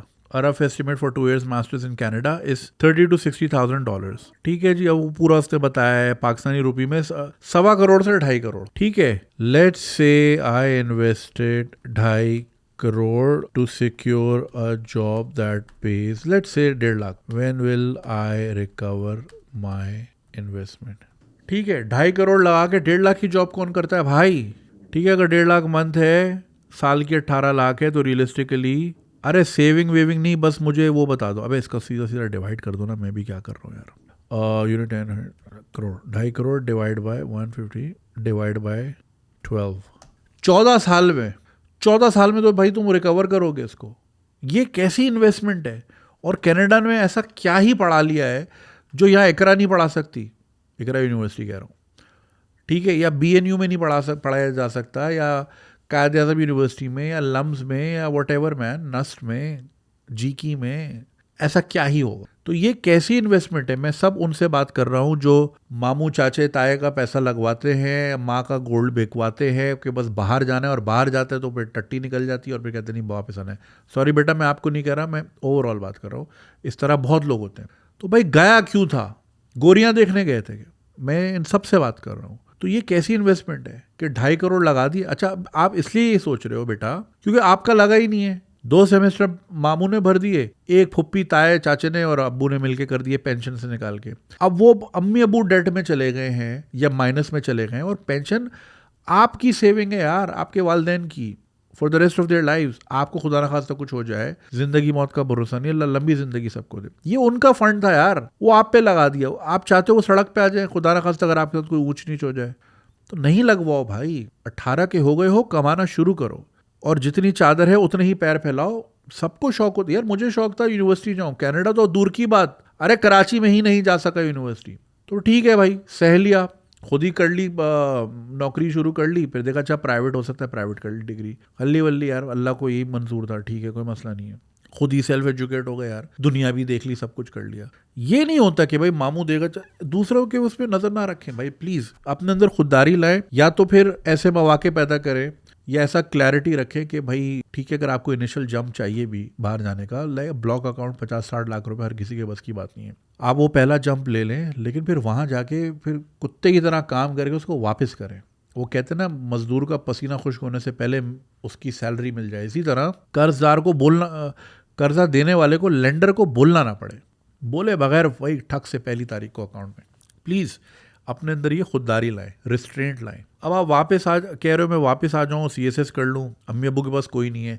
तो क्या ये बात आपको अब पता चली अम्मी अब्बू के पास कोई नहीं है? लाइक सडनली आपको बहन एकदम दुनिया में आई और बहन की शादी हो गई और अब कोई नहीं है? ये बात तो आपको पहले दिन से पता थी ना बेटा. तो अब आपको अम्मी अब्बू याद आ रहे हैं, आपको लग रहा है कि यार वहाँ ऊबर ईट्स पे हो नहीं पाएगा.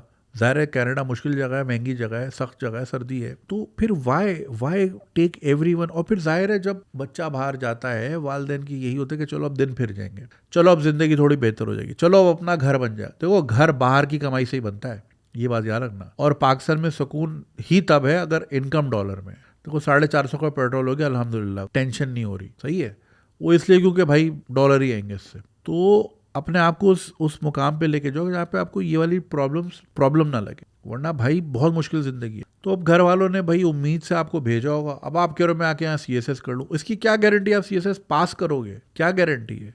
पास भी कर लिया, फिर 1.5 लाख में गुजारा ही नहीं होगा. फिर then you are forced to do sketchy things. तो फिर मतलब why you have a clear path. वहाँ की डिग्री है, वहीं टाइम लगाओ और फिर वहीं पे ही करो जो भी करना है. शौक था ना, अब शौक को एंड तक लेके जाओ. अगर देखने का शौक था तो भाई टूर कर लेता. 4 मुल्क एशिया के इधर उधर देखते, पासपोर्ट अच्छा करते, जाते, हाथ लगा के आ जाते. अब गए भी हो और फिर नए भी गए हो, तो ये कंफ्यूजन है. क्या उम्र बताइए आपने? 26 साल. अभी 26 तक आप सोच ही रहे हो मैंने करना क्या है. दिस इज टू लेट बेटा.